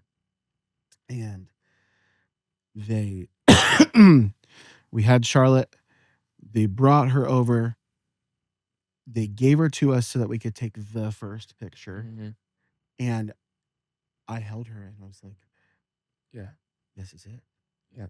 This is that feeling. This is like this is our child. I don't know how to explain it, but there's something floods Yeah. into you. And like it's not like an instant. I will tell you, like, not for every person or every parent, it's not like this instant, I will protect this child. Yeah. Because like sometimes that bond takes time to form, Sure. right? But there's something that's like a tether Mhm. Oh, yeah. that automatically is there for most parents, I believe. Yeah, and And there's like it's not, do you still get it when you hold the kids? yeah, there's something. Yeah. And again, like like with 3 kids, 3 and under, Mhm. there's overstimulation. There Oh, is I can't imagine. stop. There Yeah. is I mean, put that knife I down. get it They're with like, 2. yes, exactly. So, And so like, and they're not they're not both under listen, 3. and yeah, and so it's been, so that was the start of like a really just, we didn't know how Yeah. hard those next few years are gonna be, but Oh, yeah, yeah, yeah. she, it was just something magic that was just like, this is our child. And at that moment, I was like, this is easy. Yeah. And so we get there, and it turns out she had like a really, really significant tongue tie. Oh, yeah. Super significant Harv did too. tongue, lip, and cheeks. Oh. And so Did they fix it immediately, or did you have to wait? Yep. she was trying to like breastfeed, Yep. and like she couldn't. Yeah, oh, yeah. And like we were like, why is she not gaining weight? Why is Yep. she like, which children will lose weight right away. Yeah. But she started losing too Let me much. you know my bitch point with that? Let me say this. So both of our boys went through that. Roman had a tongue tie they didn't fix. Harv had a tongue tie they did fix. But like Harv still latched, was eating, whatnot. Okay. But like it was hard. So they decided they're gonna fix tongue tie. Dude, his tongue looked it was gross. And I don't do gross It is insane. after they fix it. Yes. So And but did you do the exercises? Did you do all the exercises? I never did them. Tori did them. You kidding me? I think maybe I did it once. I was the one who did them. Yeah, Tori did them. So, but like here, on the weight side, here's what drives me crazy. So they weigh them when they're born. Okay, that's their quote unquote birth weight. Well, they've got fluid. Mhm. You just okay. Well, then they weigh them 3 more times in the hospital on different scales every time. Then you go to the doctor's office and they weigh him 2 more times on different scales. I'm like, and so then they're like, his doctor's like, well, he's a little small, and I'm like, dog. First of all, look at me. I'm lanky as all get out. Look at his brother. He's lanky as all get out. And then I look at Story and I'm like, I don't put a lot of stock into it. I'm like, one, he's growing, he's eating. Yeah. And I'm like, but like it drives me. I'm like, he's been weighed on 9 different scales. Yeah. And I'm sorry, but every scale is not the same. Yeah. It drives, I was getting all sorts of pissed about it. And like, it's the dumbest thing. I'm just like, how do we know that which scale is actually the most Isn't that accurate? so funny though when they talk about Oh, your yeah. baby's weight? You're like, Oh yeah, and it's you like get it pissed. gets Yeah, I don't and know it why doesn't people matter. do. It doesn't matter if they're if they're doing good or if they're losing too much weight. That's what happened with Charlotte. Like Charlotte was losing too much weight. Yeah, that happened with This Rome. is so frustrating. And so Was the delivery easy, like relatively smooth though with Charlotte with the being a C-section? Like, yeah, dude, when when Whitney was done, she was like, I want all of her babies need to be C-section. I was like, okay. excuse me. So when we had Rome, Tor went to like 39 or 40 weeks something. She went like full term for sure. They schedule her to be induced. We go in Tuesday at 10 o'clock. Tuesday night at 10 o'clock, something like that. They break her water the next morning sometime. And she starts, they're trying to get her dilated and whatnot, get her ready. Well, they get to the point in time it's been on, like and then there was, like, this whole issue with her epidural, um, it didn't take right. It, like, kept she has, like, something with her spine. It kept flipping weird or something, and so, like, it wasn't, like, fully numbing her, so she was, like, feeling everything. They had to redo her epidural, like, 3 times when we had heart or Rome. Oh, And oh, yeah, dude, it was brutal. yeah. And so from then she started pushing sometime Thursday morning. So, like, she's now like, rudder can't be broken for, like, 24 hours or more, something like that, before you get into danger zone or something. We were getting Okay. into danger zone. So she Were they tries just, to like, push. pumping her full of Pitocin or something, Oh, or yeah. yeah. So they were, trying to so she tried like, she tried to go natural, um, push him out, whatever. He's got a big head, he didn't fit, whole deal, whatnot. So they said, "Okay, we're gonna do a C-section." And dude, it was like an emergency section. Didn't like and I'm not aware of, like, what's going on. They're like, "All right, Jake, you're gonna stay here. We're gonna bring you everything you need up. We're gonna take Tori back and get her ready." And this happened quick. So I'm just, like, sitting in the room waiting, like, no idea what's going on. And then they take you into the OR. And by the time that, like, I go back with her, dude, we're at, like, almost 2 full days that we've been going on this process. I haven't hardly eaten in 2 days because like, it just when I'm Yeah, stressed and anxious, I can't eat. Or I don't wanna eat. yeah. So, like, we're going through this whole process. We're going about this and I finally get in there, and I'll never forget, he comes out and he's just, like, not really breathing, not Mhm. really doing anything. He's kinda stunned. He's been in, like, the birth canal for 4 hours at Ever, this point yeah, in time. And, uh, and I just remembered, like, sitting there with Tori, and she's just going, "Cry, buddy. Cry, buddy." yeah. And so they get him out. They're like, "Okay, we're gonna take" now, granted, we're at the hospital Tori works at, so she knows everybody there. And they're like, "Alright, we're gonna take him to the NICU. He needs a little help breathing, kinda shock his system a little bit." And we're like, Okay." Like, again, I don't know what's going on. I have Yeah. no idea. And they're like, "Okay, well, come to find out, Tori had also lost, like, a piss ton of blood in the Mhm. process." And so they're like, "Alright, well, Jake, we're gonna take you out. You can go with Roman." Or like, "Do you wanna stay with Tori, or you wanna go with Roman?" She's like, "Go with Roman." So they take him to the NICU. I leave. Isn't that the hardest thing to do? Yeah, Leave your wife so on an operating table to follow your child? what I didn't know was, like, how near death she was at that Mhm. moment too. Yeah. Like, I had The no blood loss, idea. yeah. And, like, I'm exhausted, we haven't slept, we're not like, all of this is going on, and Tori was talking to her mom after the fact, and I remember I walk out, so, like, her mom had come down and was waiting. My parents had decided to come down because like, it's just a waiting game, like, no one knew what was going on, what was happening. And I go out and my mom and her mom are in the waiting room. And I walk out and I'm 23. I'm a grown man. And I literally like collapsed into my mom's arm, just like bawling. Like, I Yeah. mean, it was like, it's again like Roman's in the NICU, not breathing. Tori's on the OR table, not knowing if she's gonna make it through, essentially. Yeah. Dude, it was. And then she proceeds to get double pneumonia, an infection. Dude, we were in the hospital for like a week by the time we finally got out. Insane. Dude, it was brutal, which is why we it was 8 years before we had a second. But it's like, oh, that shit makes sense. Like, so like Tori didn't even get to go see him. So but then I go back to the room. They're like, well, you can't wait in the room. And I'm like, well, where am I supposed to go? What am I supposed to do? Like, I don't know. Like, no one's given direction. I have no idea what's going on. So finally, they take me to see Roman. And he was fine. By the next morning, he was out of the NICU. Oh, that's He good. was just a little son, just had to Yeah. but then when we had Harv, we go in for her last appointment. It was a Wednesday morning. I was supposed to go see the Jonas Brothers the night before. This was last fall. Supposed to go see the Jonas Brothers the night before. And the tickets we were gonna get, ended up not getting them. And so I was gonna buy tickets that night for me and Roman. It was like $300. We were gonna go sit on the floor, have the time of our lives. Last hoorah, just the two of us. Tor's like, "I don't want you to go."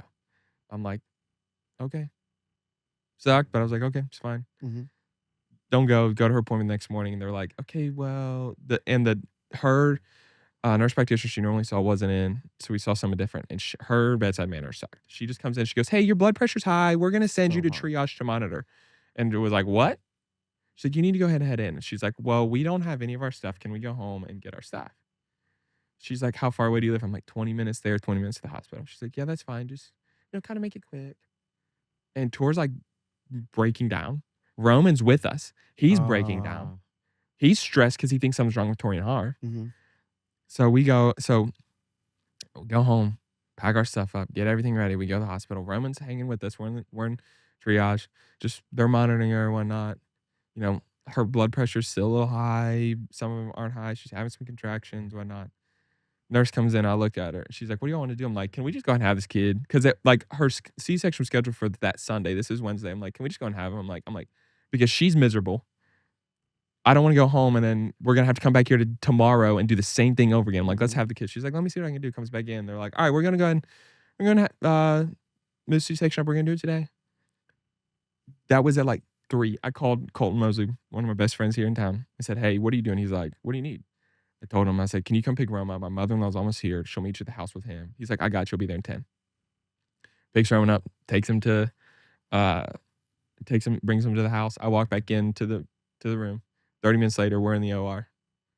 Have Harv That's fast. out. Dude, it was an hour from And the it's like time they a said we're gonna have. whirlwind. Yeah. Yeah, oh yeah. It was. I mean, it was legit an hour from the time they said So we're gonna do it to he was pause out. for half a second Yeah. because I want to fill you in on the twins Yeah. Oh pregnancy, yeah, yeah, yeah, yeah. and I'm gonna ask you a couple things. Okay, go I'll ask ahead. you a couple questions. I can't wait. So remember 2 years ago we Mhm. had that really, really, really bad ice storm in Nashville. Yeah. I'm talking like 6 inches of ice. Almost 8 as bad inches as of this ice. year's. Yes. Yeah. It was like Yeah. so that week. Yeah. So that whatever day it was. Yeah. We had the what is it called when they baby shower for the twins. Oh yeah. Had a baby shower for the twins. Just for our family to come over and Mhm. whatever. And Whitney's mom was in town. Whitney's parents were in town, and her dad had to go back. Mhm. Her mom was going to stay for a little bit longer. We had at that point. Yeah. The twins were doing 2 months, Okay. so they were 2 months early, Okay. basically. Well, actually, 31. They were born at 31.5, so they were going to be Okay. taken at 38 weeks. Okay. But they were again. So starting that week, we had gone to Whitney's appointments because she Mhm. had multiple appointments Yeah. every week, Oh yeah. and one of the twins wasn't practice breathing. Okay. Which, if you don't know what practice breathing is, anybody watching, practice breathing is when like their lungs are trying to develop, and you start seeing like their stomach going in and out and in and out. Yeah. One of the twins was a practice breathing, so they're like, okay, just go over to the hospital really quick. They're gonna monitor. Mhm. Monitored. Baby started practice breathing. Went. Mhm. The next day, we had to do a follow up. We did a follow up, and one of the twins' heartbeat was too high. Monitor, go monitor. So we went monitored. To this point, she had a great like Yeah, yeah. by great It's pregnancy, I hard. mean like she couldn't eat. Yeah, yeah. There weren't issues, but it was Yeah, hard. her Like, yeah, nutrition yeah, is yeah. probably through the floor because like Oh, they dude. were twins. They were taking everything out of Yeah. her, and so she threw up like so many times a day. Like it was Oh, just the yeah, yeah, worst. yeah. Um, and so they had all of that happening, and then something else happened, and then the one morning, and it was the morning overnight we had gotten like 4 inches of ice, and it was Mhm. like the ice is going to continue throughout the entire day. We wake up, Whitney's mom is there, Charlotte's there, and Charlotte's like had just turned a year old. She was like I think she was 14 or 15 months old, so Mhm. just over a year. And we wake up, and Whitney's face is like swollen. I'm talking like so swollen. Yeah.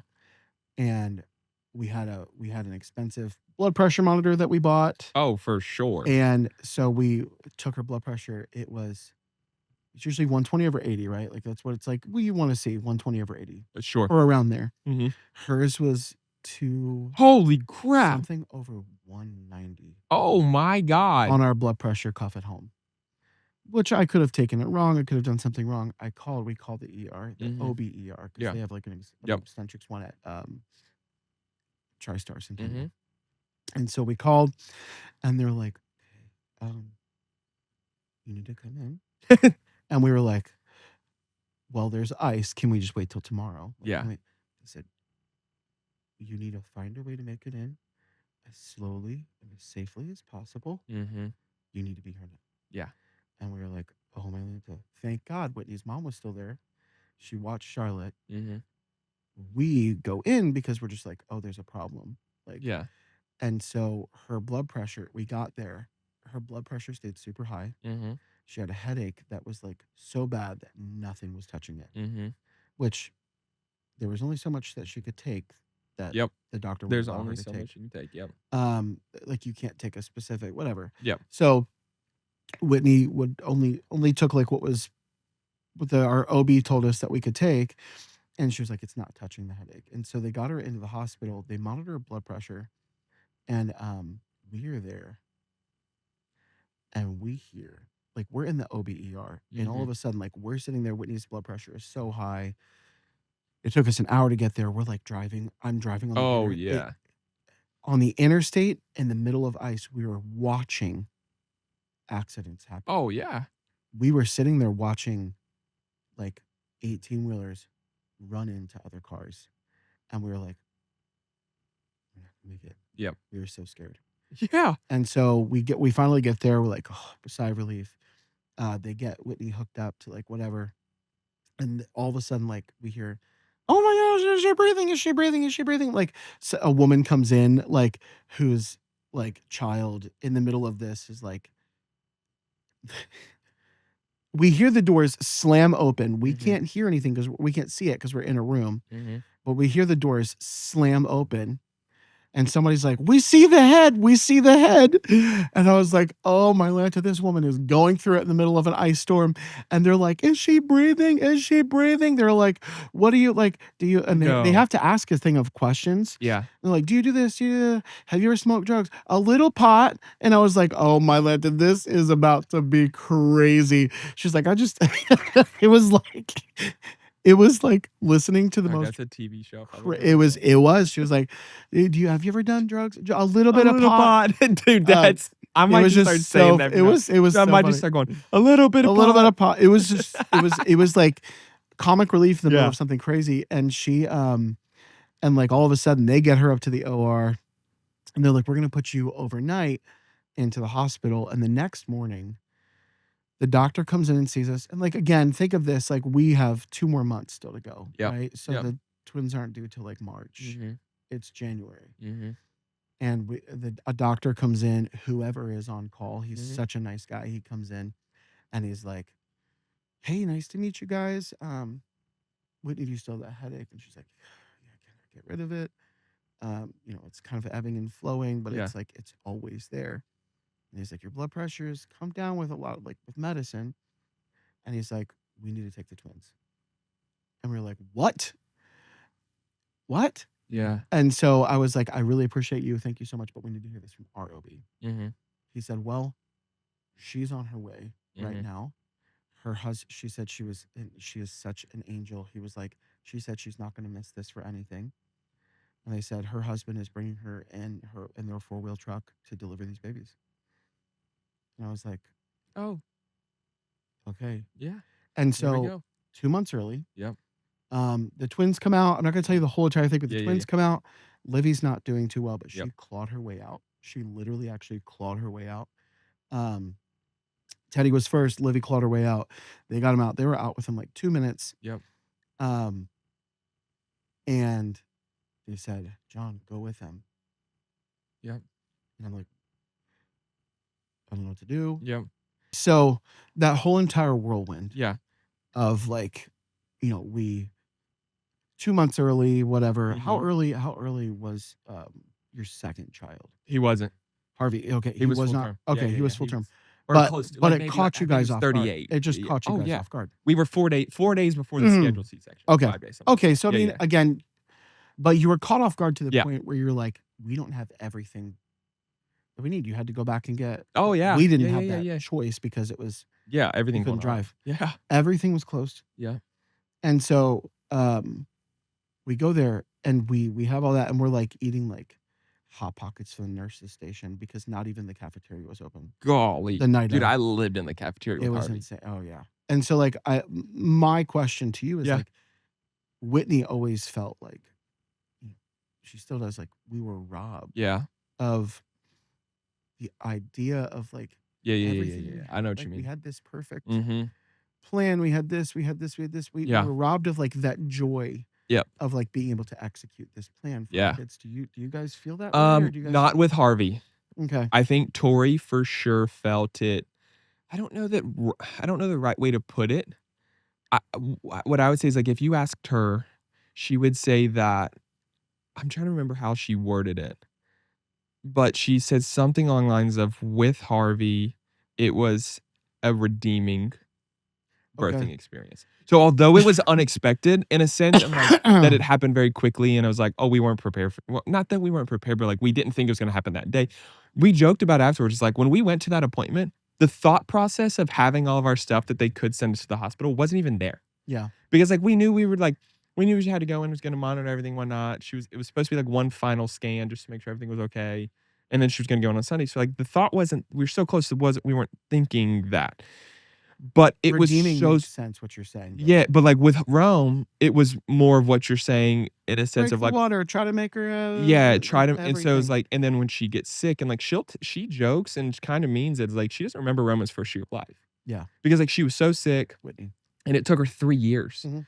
to, like, feel normal again, and so, Yeah. like, that was a lot of why people are like, "Why'd you wait so long? We're What was the still on big that path. yeah, it's like, it was brutal, and, like, now, Harvey's 7 months old, so it's, like, a different type of, like she has been much more adamant this time about, like, protecting her mental health, making sure she is in a better place emotionally, mentally, physically, all of that. Yeah. Not trying to do too much too soon. All of, like, that world that comes with and, like, you just postpartum in a good situation is brutal. Yeah. They're a hard one, like what you went through with the twins is completely different. Yeah. And so and it ebbs and flows every day. But so with Harvey, it was far more like, dude, we had Harvey so although quick, unexpected, fast, sooner than we anticipated, or a couple days before we were thinking it was gonna be.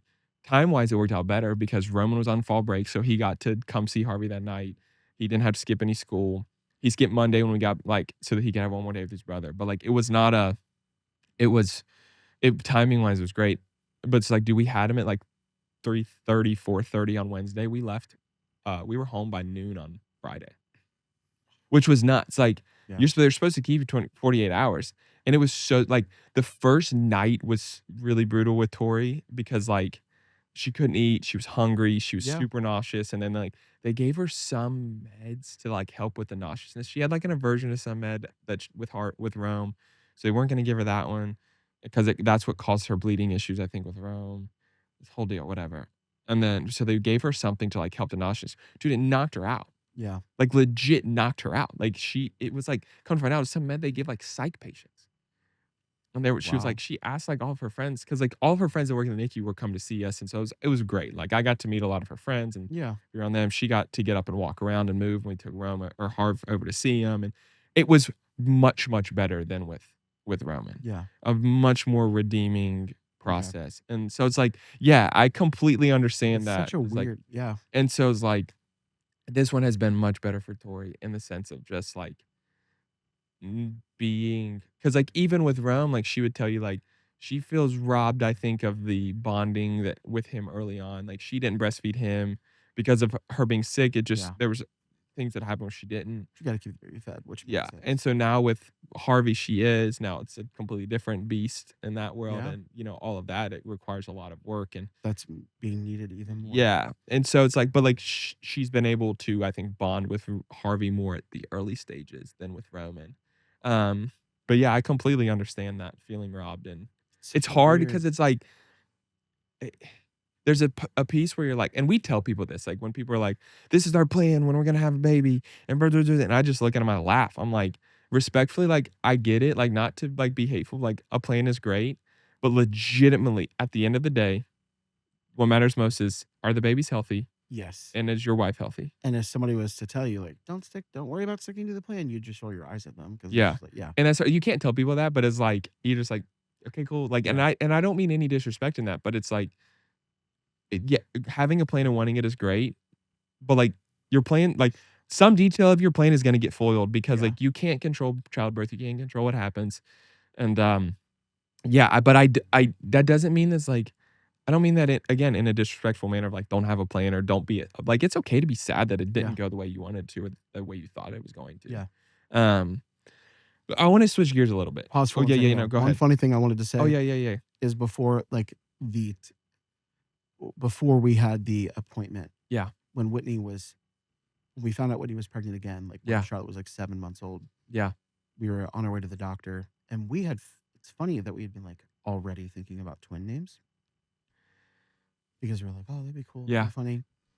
And so we go there, and she had said something to me. She was like, well, what are your thoughts? Like, if when we have these kids, Mhm, I want to be able to, have another child like close mhm, so that we can like have three and be done. mhm, I was like, three's too many. And mhm. so we walk out of that appointment finding out we had twins. And the moment we found out, like the person was putting the thing on her stomach and they pressed in a little bit harder. I thought maybe they were like,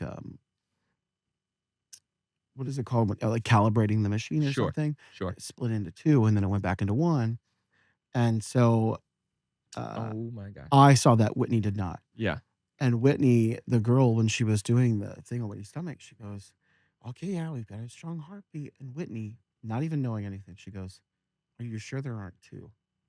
Her mother's yeah, intuition yeah, kicks yeah, in. yeah, yeah. Absolutely. And the person who was doing her name was Alex. She was like, there are two. And we both were like, Yeah, when Tori went in for Harvey's, all she wanted was like, "There's only one, right? There's yes, only one yes, heartbeat. Are you yes. sure? There's only It one. You is don't see mind a second blowing. one." Because Yeah. having like a singleton and then having twins, Uh-huh. Oh, I can't imagine. it's insane. That happened to my boss. Really? They had one and then decided to try for one more. This is now their twins are they'll be 7 this year, I think. Yeah. Listen, Yeah. And they went like he comes in and tells me one day, he looks at me, he goes, "Well, we're pregnant." I was like, "Okay, great." He goes, "With twins." And I'm like, "Oh." He's like, "Yeah." yeah. For 8 months, we had 3 kids under Yeah. 2. Yeah. 3 kids I under don't 2. remember what I think the age gap with theirs is like right at 2 years or close to it or something like that. Listen, Yeah. when it's that close and you have like 3, Oh, it's just it's survival, dog. yeah. I mean, parenting in general survival, So and we then you we throw were in in all that. survival mode. I Yeah. took a while off of Yeah, music. well, that's what I wanted to get into the music side of stuff too. I mean, we've talked a lot about parenting and in life in general, and you know, I mean, there's even a bunch in like your story growing up too that I would love to get into. I don't know if we have time today, but you talk about the music side. What? Let's go back for a second in the music world because you were on the. We were talking before we started, which I knew this. You were on The Voice in 2020, Mhm. 2019, 2020. It aired in 2020. So Yeah. yeah. What? How far did you make it in The Voice? Top 24. Okay. I don't listen. I made it to the Made it to knockouts, so I made it to right? the team. Which if you make it to Yeah, the yeah, team, yeah, it's yeah. automatically top 40 because it was the smallest Yep. season Yep. because of the Olympics that were supposed to happen that year. Yep. And then I made it in my battle. I got stolen by Nick Jonas, which Dude, you I can remember you telling easily me see that. was orchestrated from the beginning because the way, Yeah. I'm not going to worry about that. Can't talk too much about it, but like, Did you have to sign an NDA? yeah, of course, Yeah. sign an NDA and Yeah. um, I that- just so like one of the first episodes that I did, I had on Deck of Hearts, who was just on I guess like the not the most recent one because they were telling me they recorded like 2 seasons at once or something like that. they overlap. Yeah. And so, but like, so they were on the most recent season. I think they finished 3rd.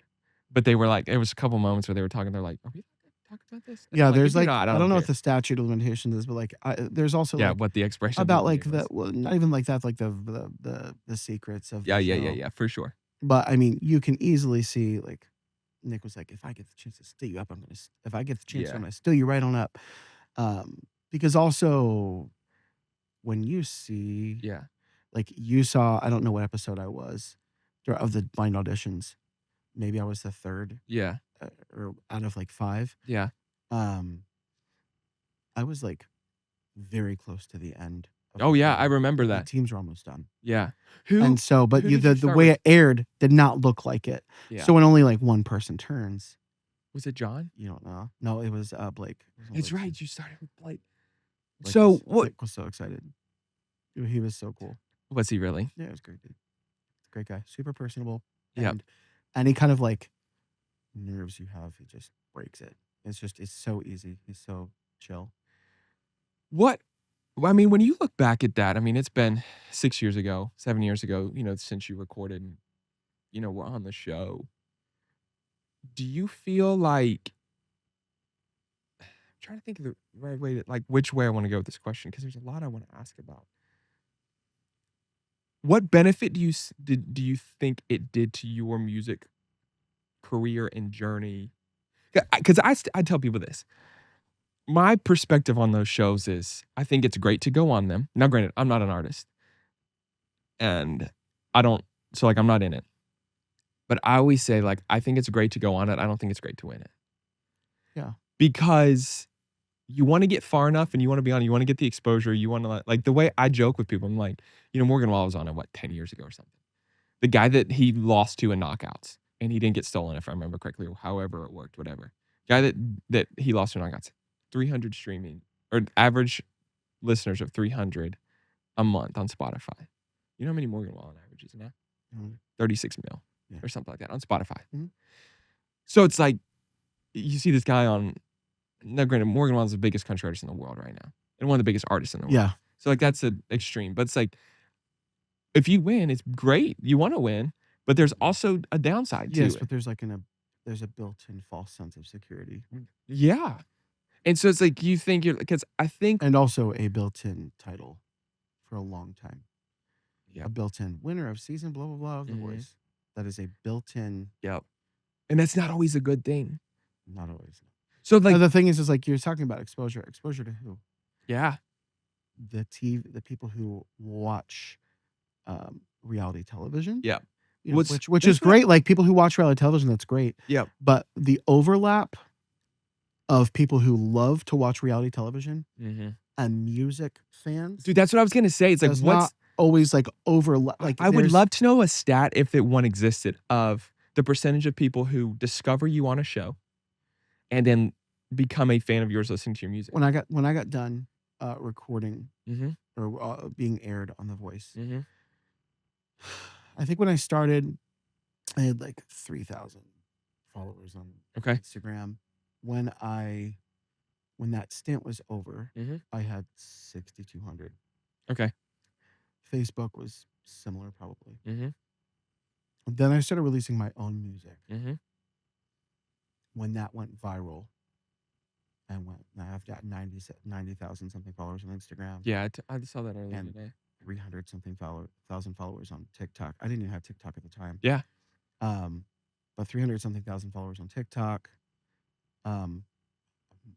What means so much to me is that, well, number one, it depends on the type of person you are as to how cool it is to go on one of those shows, right? Yeah. I feel like there are some people who go on those shows, and again, it's nothing against this whole thing. It's just like a lot of people are like, this is my chance. Yeah. And again, when you're in it, you also kind of have that mindset. No matter who you you are, I kind of feel like nobody goes into it being like, oh, this is just a cool step up. But hindsight, it depends on what you do the moment that you step off that stage. Yeah. It depends on what you do the moment you step, because you go from the stage to a psychologist to a counselor, or somebody there. Do you really? Yeah, it's just like to talk through it. Just Yeah. like be like, and then you go to wardrobe, turn in your wardrobe, and then you just get your flight and you go home. And it's like it's fine. Jeez, it's just like a Yep. flip.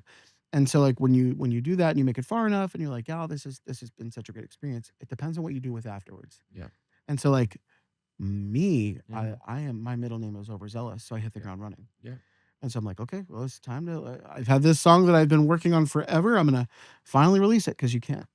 There is certain restrictions that you could do while you're filming for the show. And so, I released an acoustic version of it and released it, and that was my first song. Went viral on TikTok, called Better Man. Oh yeah, I remember that song. And so that song went viral, and I was like so thankful. But that is what started the momentum. It wasn't The Voice, and it wasn't Jon Mullins from The Voice releases a song called Better Man. Like, I think there was an American songwriter write-up that said that, but like my followers were just like, "Oh, you're that guy that's got that song Better Man." Yeah, not And because then they're it's like, not like, "Oh, "Oh, wait, I know were you you from The on The Voice." Voice? Yeah. Question mark. That is Yeah. like, okay, thank you, Jesus. Yeah, well, Like my goal was it's to so try. interesting. I don't know that I've ever thought about it from that perspective, but I get it.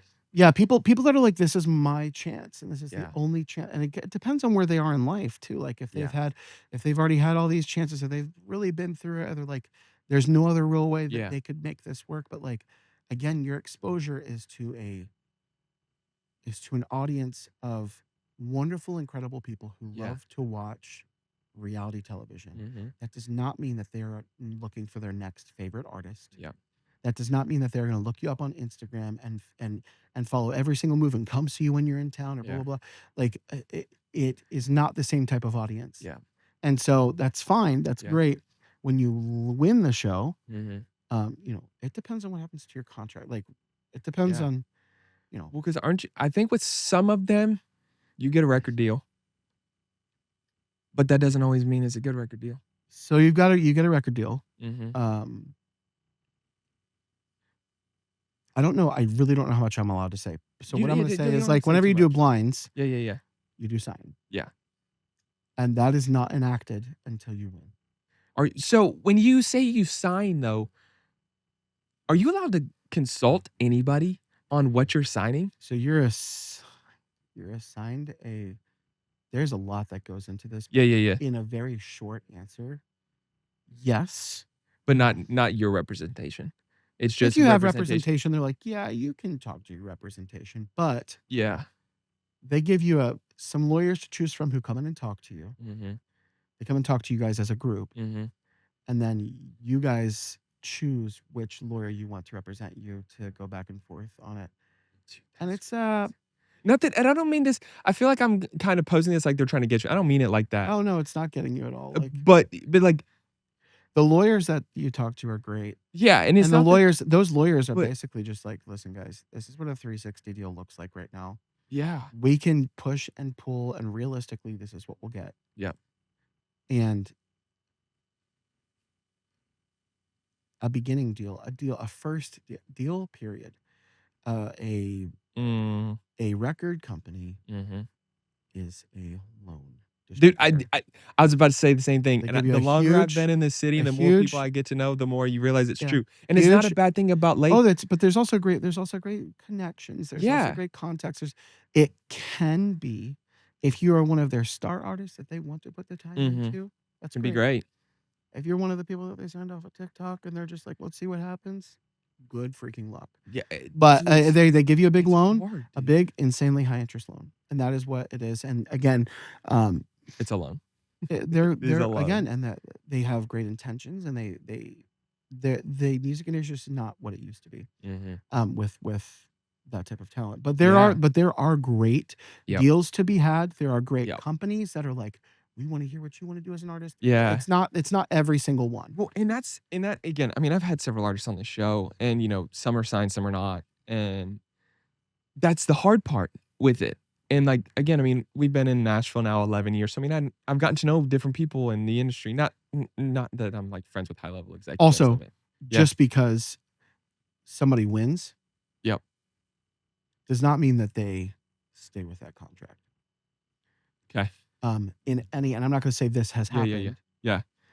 but in a lot of contracts, there's always like a buyout clause. Yep. Correct. There's like, So, like, if you get a better deal from someone, they can buy you out of your contract. no, let's say you get a record deal, Yeah.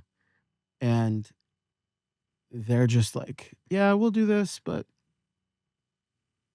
they don't really need you on the roster. We don't need that. Mhm. We don't need this specific sound on our roster Yeah. right now. We're Yeah. going to give you this lump sum of money, and the deal's null, which Yeah. is cool. Which is cool. Listen, Yeah, yeah, that's yeah, yeah, yeah, yeah. great. Yeah, That has that's not blessed a lot of people's bad thing. lives. Yeah, when that's But I'm not again, saying, like, I'm well, not saying who that's happened to, if it has, yeah. but I'm saying in a lot of in some record deals, especially with like the reality television competitions, Yep. there are things like that, which to be honest with you, it turns out to be a huge blessing, Yeah. because then you're out of a deal. Yeah. You've got a lump sum of money from winning the show, and a lump sum of money from, the deal. It is a great thing. But the thing is again, you've got plastered the winner of blah blah blah of The Mhm. Voice, Mhm. which it turns out to end up being like great to like. But if Yeah. you're in Nashville and you're like, hey, I was on The Voice, it was like, okay, Yeah, you're a dime a dozen. okay, cool, Yeah, like, respect and I don't mean that disrespectfully, like, yeah. it's just But if you're playing a show yeah. somewhere outside of Nashville and you're like, I was on The Voice, Yeah, then it like can be this great. is cool Yeah. Well, because that's again, what's like not everybody. and this We yeah, take and music for granted here. We take we music for do. granted Well, here. it's because you go anywhere, dude, and there's and I mean, like, dude, I go to Losers, and there's a different artist there every Yeah, time that's a singer-songwriter, and they're great. they're great. They're Yeah. great. Hmm. And it's just so but in the contract world, I mean, again, like, I've had different people on, and you kinda get into some of the question with this. I mean, you think about, like, you go back to your hometown, and what's one of the first questions someone is gonna ask you when music comes up? How "You was signed to it a being on label The yet?" Voice? How was it being on The Voice? Yeah. And then so then what quickly follows? "Are you signed to a label yet? What label are you Oh, on? there's always a yeah. Are you do you have a deal? Do you have a deal?" But so with that conversation, what people don't What I've understand noticed recently though is a lot of people are less like, do you have a deal? And most people are like, how's music really. recently? Because it's the conversation's changed. Well, because a deal is one is hard to come by the right one, and two is not always like just because you can get a deal doesn't mean it's good for you to get one. Yeah. Because I mean, I think was it Bellion was talking on a podcast within the last year or two or something, and I don't remember if he was talking about a record deal. He for sure was talking about concerts and how he. I don't want to go into too much detail because I don't remember the specifics of what he was talking about, but basically it was like one a record deal's a loan. Mhm. It's like you sign a $1 million deal. High interest loan. Yeah, you sign $1 million deal, and it's like okay, well that first of all that $1 million deal is a loan. That $1 million is a loan basically for you to record a project, and then whatever proceeds you make from that, you're then paying that $1 million back at 25-30% over the course of 3 years, and it's coming out of your net, not your gross. Mhm. You know, and so it's like you might have gotten $1 million, but you're maybe only making $700 a month. You know, I mean, Maybe. you know, and it's like, Because once you have to pay that back and then you only make a very small percentage. yeah, of that of the because like one, like the winnings you get or like the earnings you get on what you produce post that deal, well, they're getting their cut. It's recoupable. The There label is getting there's that the cut. recoupables and then there's also like, well, we got you here, so this is the cut we That's got. what I'm saying. Yeah. So like there's two sides of it. They're getting a cut of what you make. So like let's say you make 7 grand in a month. Okay. Well, let's say they'll just for instance, they'll take 50% off of that or 50% of that. So you made 3,500 that month. Well, then they're gonna take, you know, then you have to Them pay back taking your loan. 50% of it is incredibly generous of you to say. Yeah, that's what I'm saying. So like then there's then you say, you know, you owe you know, you have your payment of the $1 million back. And then you know, and again, these Yeah. are fictitious numbers. Yeah. And so that's why it's again is finding the right label, and there are great labels out there. There Oh are my great Lanta, deals yeah, to be there are. had, and there Yeah. are great. I mean, in There are the great city, deals they're to be had. There phenomenal, are great like co-ventures to and be had. there's great managers at these labels and Yeah. great executives, And in there the are great city, there's executives who ones. believe in spirit like Yeah, but I've had some artist friends who like got signed off TikTok.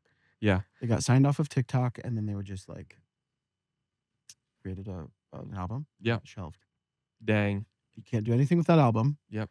Okay, you can't Because you don't own the rights tease it to on it because TikTok. it's You not in your can't do deal. this. You can't do any of Yeah, that yeah, yeah, stuff. yeah, yeah. And you don't know the masters, writing any like it's just insane. Hmm. It gets shelved, and then how do you make that money back to pay them? And so there's just a lot. There's a lot that goes into that. Yeah. But I will tell you, like the Have you voice. ever had the opportunity to sign a deal? So I signed with what you call it. I signed with Universal Okay, for that. for The Voice, yeah. Yeah. No, I had a deal offered for just a co-pub deal. Mhm, I've had a couple mhm, offers, and reading over them and weighing like what you'd be giving up mhm, compared to what you'd actually get. mhm. It's almost like I'm kind of already working on that. I'm Yep, kind of already writing with like the people that I'm like very excited to write with, mhm, the people who understand my sound, who yep, understand it, and like publishing deals. I feel like have a really great spot in the world. yep. And in the music business, I think sync licensing deals have a really great spot in the world. Um, And sometimes you can make more money on a pub deal than you can on just a flat artist deal. Yes, and a lot of pub deals like would do like artist development. They'd be like, "Oh, we're Yep, gonna get you on pub deal, and we're gonna yep, get you in the rooms with people who like can help you refine your sound, yada yada yada." Like that's great. yep. Um, And then again, there's so much that there's so many different deals you can have. Mhm. Um, I got offered a deal that was for pub, and then there was also a sync Mhm. agency that was kind of like with that. Uh, and again, they were super incredible people. They took so much time, Yeah. and I was just like, listen, I don't think it's like the right move. Mhm. And they're like, can we keep our hat in the ring? If it comes to that point where you're like, listen, Mhm. um, they're just really great people. Yeah. They're really so like Yeah. I feel like everybody has the best intentions. Mhm. Everybody's trying to make their business work.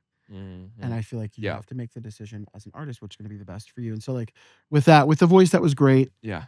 Um, but then I just started releasing my own music, Yeah.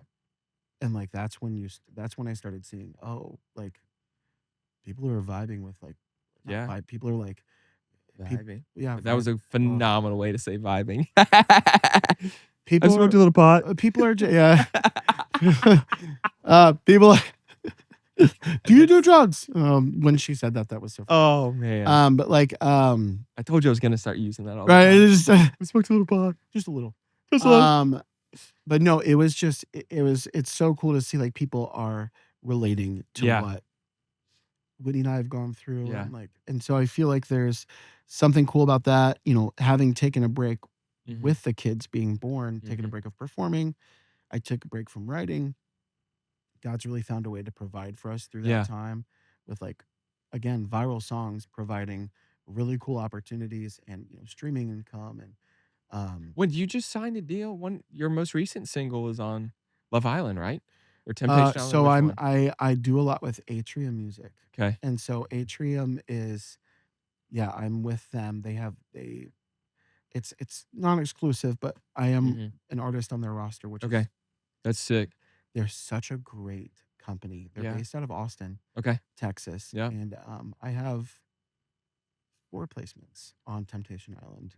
Dang. And that I have one in the finale, and then I Mhm. have my most recent single started out the show, On the um, current season, right? season 2, episode 1. Dang. So after like the intro song, like Yeah. when it actually started introducing them, we still got miles in the tank, and so like that is just like insane. Does it when as an artist, when you get that type of experience where different than being on The Voice and seeing yourself singing like that, but, like, when Singing you covers, yeah. yeah, yeah, like, when you turn a show on and your song is clear cut in a show, and then at the end of the show, it's rolling credits, and it says, "This song by Jon Mullins."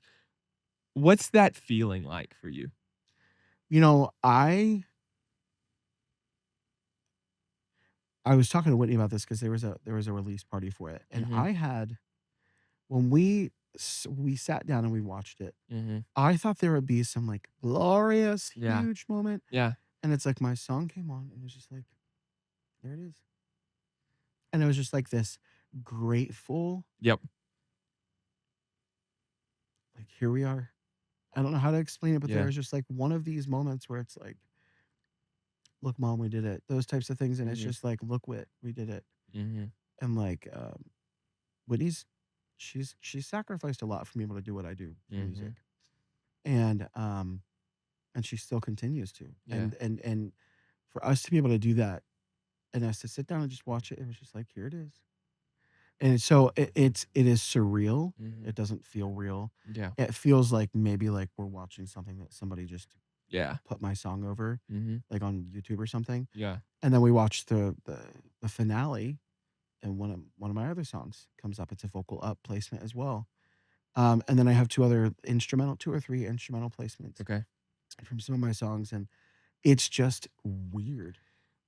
It feels incredible, but it almost yeah. like, I'm not gonna say it feels like natural because it's like, that's cool, No, no, no, but no, it just no, feels like, here I am, like this is what I'm supposed to be doing. do you feel like at this stage of your life, you have lived enough and experienced enough to where you're able to healthily accept and experience that feeling of accomplishment where it doesn't define you, but it generates gratitude? Because that's the feeling I sense with you when you talk about this is it's not not a matter of like, "That's right, I did it." It's more of like, "I'm I'm doing what I'm born to do, what I'm supposed to be doing, It and I'm very feels grateful. Does it that make sense? feels Does that question yeah, make it sense? feels it feels like kind of a culmination, right? Yes. It almost feels like, "Oh, I've worked towards this. Yep. Here it is."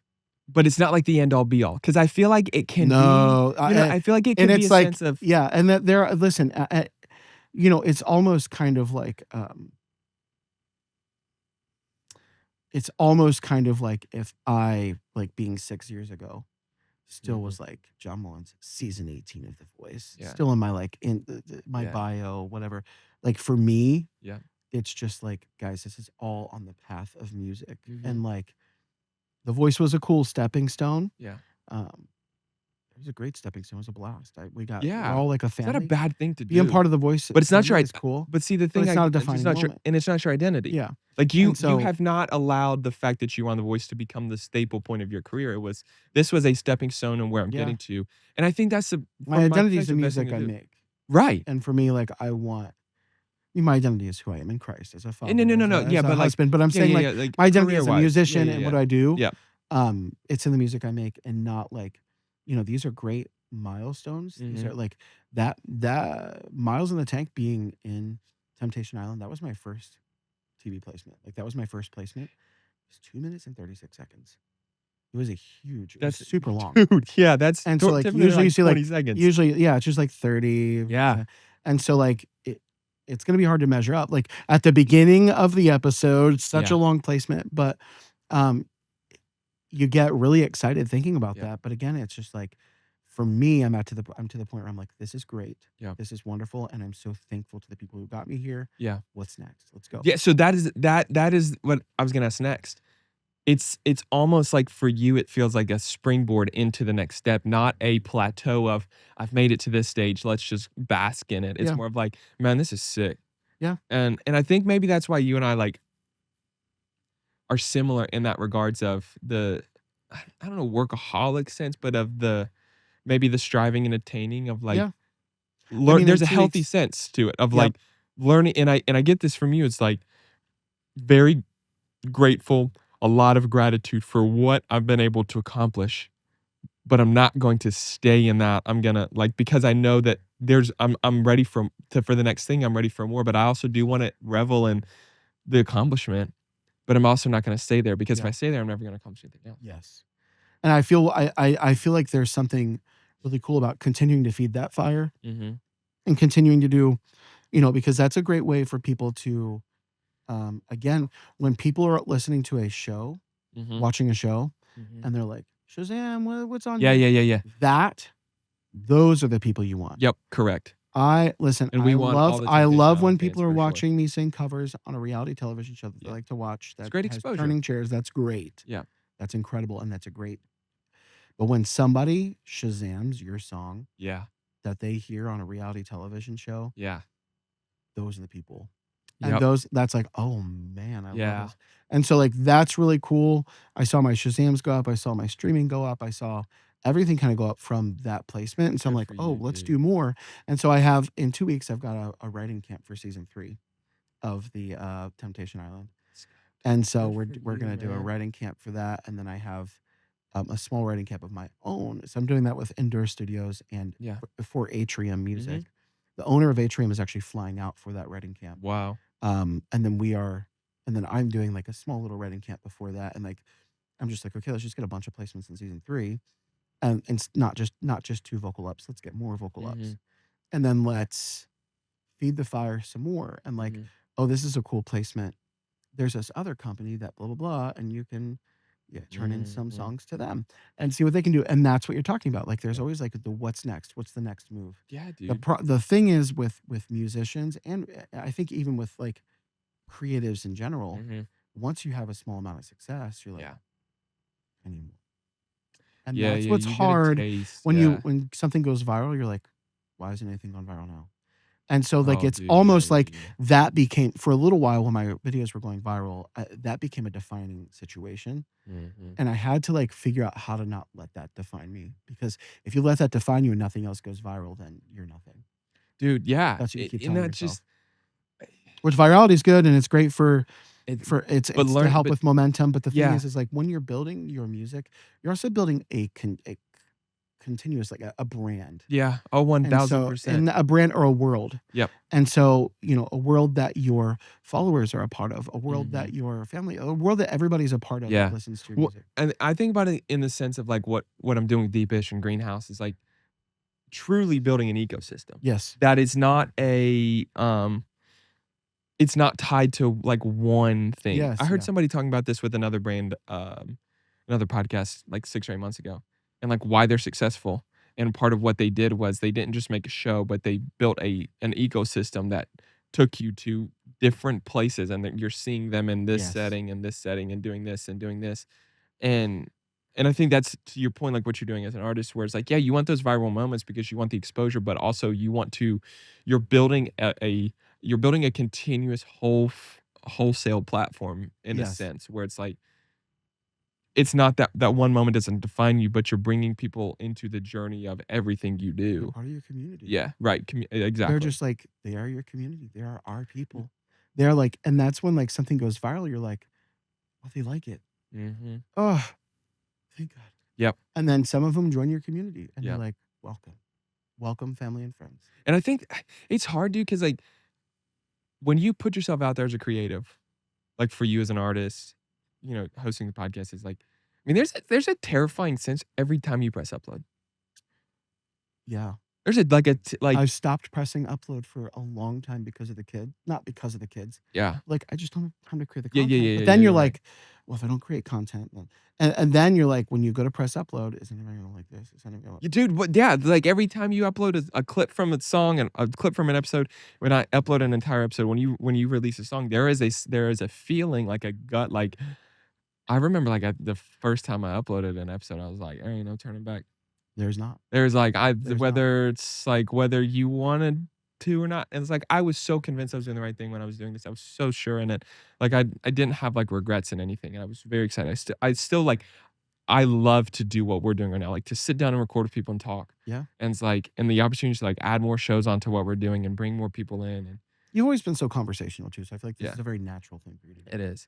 But there's always a sense of like when I release an episode of like that there's like an inherent fear of which I feel like all successful people have. Yeah. Is that fear of like, are people gonna listen? Are people gonna like it? Anybody who's tasted success, period, Yeah, is like, especially in the creative world, yeah.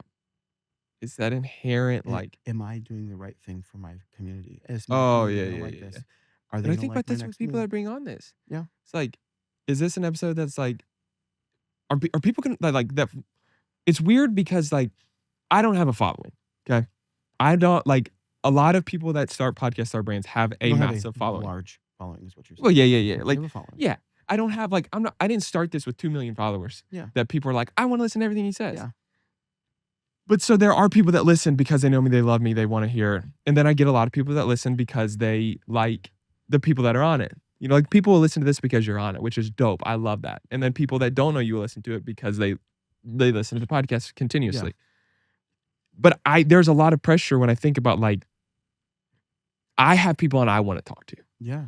I pick conversation I'm interested in, people that I want to get to know about, people that like or reach out like, hey, can we come on? Can I come on, do this or that, whatever. There's also people that well, hold on. Let me finish this thought before I get to that. But there is that pressure though, in a sense, or the feeling of when I'm recording an episode, when I'm releasing it is, are people going like, am I doing a good job hosting where I'm putting us in a position of conversations that one, it gives people an insight to you, and two, are people gonna care and listen? You know what I mean? Bro. People watch people go grocery shopping. Yeah, I know. But Things it's that but it's things just that that piece seem of me. mundane to you Yeah. are not mundane. Yeah. And you're also having genuine conversations. And I feel like Mm. people value just genuine. Yeah. People value anything genuine in this day and age. And I think that's what I try to build. And I think this is who you are as a human. Again, probably part of why we're good friends and why I think we get along well is authenticity. Yeah. At the end of the day, it's like I said this, I think, the first episode. I'm not going to be for everybody. I know that. Mhm. Like I'm brash. I'm sarcastic. I'm super ADHD. Yeah. We've done it 100 times in this episode. But if I've learned anything at this stage of my life, after what I've experienced in the last 10 years, is this being authentic. Yeah. When I'm doing this, of like, if you're listening to this, any of these episodes, if you come hang out with me, I swear to God, I'm going to be the same person. Yeah. I'm going to be the same unhinged. I'm gonna try to be like my parents make fun of me, like, "You're not family friendly," and I'm like, "I mean, I'm not trying to build a family friendly I'm not trying to build a podcast for kids to listen to, respectfully. It's not that we're not there you're right now." trying to be true to who you are. Yeah, and but I think that's what you're saying, though, and that's what I think you are in your music journey now, I appreciate and it. where you are is, like, you are authentic in what you're writing, releasing, recording. You're doing what you care about and what you love. But you know the weird I was gonna say this a second ago. This is completely unrelated, but I wanna say it. You know the hardest part of having a podcast at this What? stage? And I don't know if you get this as an artist, when people reach out and wanna do stuff, and you're just like, "How do I say that?" Yeah. Yeah. You know? Yeah. Like, I had somebody send a DM someone I don't know, someone reach out, they're like, "Hey, you should have my artist on this," and I looked at it, I was like I texted my best friend, I was like, "What the hell is this?" Yeah. Like, and I'm like, no disrespect, I just was like and it's hard because like, eh, like, I don't wanna offend people, Hmm. but, like, I don't necessarily want to sit down and have a conversation with everybody either, you know what I mean? So I will tell you exactly what to do. You ready? Yeah, It's what a lot of producers do. okay. You have a website? Not yet. Okay. On your Insta, Yeah, yeah, yeah. have like a Google form. Yeah, Okay. Set up a Google form yeah, and say, if anybody reaches out to you, you should have my artist. Okay. And you do this and yeah. um, you put up a Google form that literally asks a couple different questions Mhm, and you say, hey, thanks for reaching out. Fill out this Google form to see if it would be a good fit mhm. for the podcast. If you have less than 100,000 followers. I'm Stop. just kidding. I'm No, awful. but I'm saying No, like no, I'm no, kidding. you could be like Yeah, yeah, see if yeah, it'd be yeah, a yeah. good fit for the podcast because again, like Yeah. not everybody also Well, is a good. do you have that feeling as an artist though, of where it's like people Mm. reach out and wanna work with you and you're just like, You know, there are "Is that the specific fit?" like writing sessions or Mhm. something like that, and the thing is like I'm always also open to new Yeah. possibilities and Yeah, meeting new yeah, people. same. And I don't But I that I will don't tell mean that you, like but I will closed-mindedly what tell I'm you, saying. whenever somebody says something and I don't want to do it, Yeah. I personally, in like my most authentic fashion, Yeah. um, I will try to give them the reason why. And so I'll think like, man, I don't really do that. Well, why don't I want to do that? I don't Yeah. want to do that because I don't have much time right now. Like between being a father Yeah. and between being a musician, I don't have much time to write for other artists right now. Yeah. So thank you for reaching out. Right now, I'm only writing for my artist project, Mhm. or I'm writing for, the sync stuff that I'm doing Mhm. right now. If time frees up and like, and if I'm able to circle back to it, or if I think about it, I'll let you know. Yeah. But I really appreciate like it means so much that you reached out to me. Thank you so much. Mhm. But at like right now, I'm not able to fit it Mhm. in. Yeah. I get And that. I don't make promises of doing it. Yeah. Later, I say like Yeah. if I think about it again, or if I Yeah. think about circling back, I will. But right now, I don't have the bandwidth. Yeah. And bandwidth is actually that has become the word for me recently. Yeah, well, as a Because again, father of 3 also building an artist career. Yeah. building an artist career, father of three, Also being trying to be a husband there's in so the much that process too. goes. Yeah, there's so much more Yeah. that goes. There's so many jobs that Yep. dads have. And so I feel like I have to be able to like I also though I do want to be able to say why. Like I can't do this right now Yeah. because I'm only writing for my blah blah Yeah. blah. Or if it's somebody that like I've heard, Yeah. like there is somebody that went around town and like said they wrote with me a bunch. They've Yeah. only written with me once and they were trying to get into my Into your circle. circle. Mhm. And they were like dropping my name to these people. These people reached out to me. They were like, hey, have you written with this person? Yes, I've written with this person once. And like, listen, like they're a wonderful person. Yeah. But if they're doing that, it just seems like a really weird move on my part. Yep. You can write with yeah, please feel free to write with them if you want. It will not hurt Mhm. my feelings. But it feels weird that they're trying to make it seem like they have more of a writing relationship with me than they do. Yeah. And so like there's This and people city don't realize how much word travels dude, in I've Nashville. had this conversation with people so Mhm. much Yeah. recently. And And so like like listen, like you're in the music world here. yeah, Like you know how yes. much And so like if that oh. person were to reach out to me again to write, Mhm. I'd probably just say, listen, like I'm not opening up to, writes with people other than blah blah blah right now. Mhm. Because that is true. Like I have very specific people that I'm writing with right now Mhm. for a reason Mhm. because everything I write, every afternoon, everything I do has to have a purpose. Mhm. Oh, yeah, and again, I don't like, I wanna clarify what I'm saying, like, it's not that I'm unwilling to, like, have people on You and I are here. very specific. Yeah, You and it's I, just we have to be very, like, dialed in yeah, to what we're doing. Every single yes. thing has to have a purpose. Without a doubt, I you would never be the person that's just like, "I don't want them." You would have a reason behind it, but Yeah. I think the biggest problem that you have probably is how to tell them, Yeah, yeah, yeah, yeah, yeah, yeah. "Listen, um, right now I'm really trying to build this podcast right And now. that's like yeah, I'm trying to 1000%, build this yeah. podcast, and, right now I need s I need people that have a little bit more traction, right? Yeah. Be people that may bring a little bit more eyes on this Yeah, or and something like that." it's that's just what's weird about it too, is like, like, no disrespect, I love you, care about you, but it's like, knowing, like and not that this happens all the time where it's like people are just like, "I wanna come on and I wanna do this," but it's like, yeah, people reach out and they're like, "Hey, I love what you're doing, like, wanna jump on sometime," and I'm like, okay, we'll see." You know what I mean? And Listen, there it's have to be weird. points of interest, Yeah. right? And I So think for everybody, that's why that's you the have that beautiful thing about forum. doing this. Tell me about yourself. Tell me what we And can it's talk not about. that, like, a conversation with people wouldn't, like, be interesting, but it's like, I also it's like, because I'm doing this, like, I want to have conversation I want to engage in a conversation and have guests on that, like, I'm excited about talking about. Yeah. You know what I mean? Mhm. And I just again, I don't mean that disrespectfully to anyone, and if someone hears this, they're like, "Oh, I reached out to him and he hasn't set anything up," like, I'm not talking I may be He's talking about you struggling now. with how to tell you Yeah, what no, he's working dude. on right now. No, again, Yeah. you're I building something yeah. and you are trying to work on something very specific, Yeah. and you are literally trying to be like, this is who I need Yeah. on at this moment for Yeah. the building of my brand. Once my brand gets to this moment, reach out again. Well, I'll let you know. and that's a weird feeling, I think, for me to have because, You're like also not you're also not building. I feel like you're if you were building the branding of mhm, your podcast mhm. as someone who has conversations with blah blah blah people, Yeah.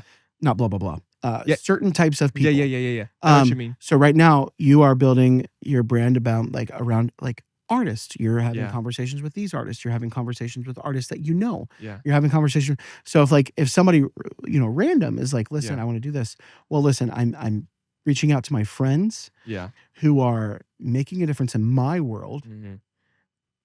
I will do that. Yeah. But that's the branding of my Yeah, podcast. dude, and it's Nobody that like has a ghost hunting podcast is gonna like just yeah. bring on anybody to like talk not about ghost hunting. Does that make sense? Oh, Like I feel no, like it does for sure, and, yeah, like, that's what's interesting even, like, with this show is, like, it is so open-ended yeah. because, like, I mean, like, I think the description for the episode, so it's, like, sometimes like, I don't something it's something along the lines of, like, sometimes we're deep, sometimes we're full of shit. Mm, But hopefully at least it entertains you in the process. okay. Yeah, it's something like that.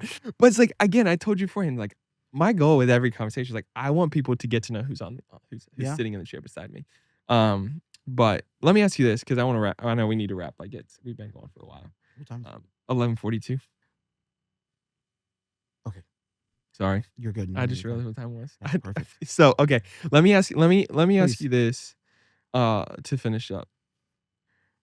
When you reflect back, well, hold on. Let me ask you one quick question. What was it like working with Nick Jonas? I freaking love the Jonas Brothers. It's so funny. Nick is all business. It was a Mhm. very it's he's very knowledgeable about music. Mhm.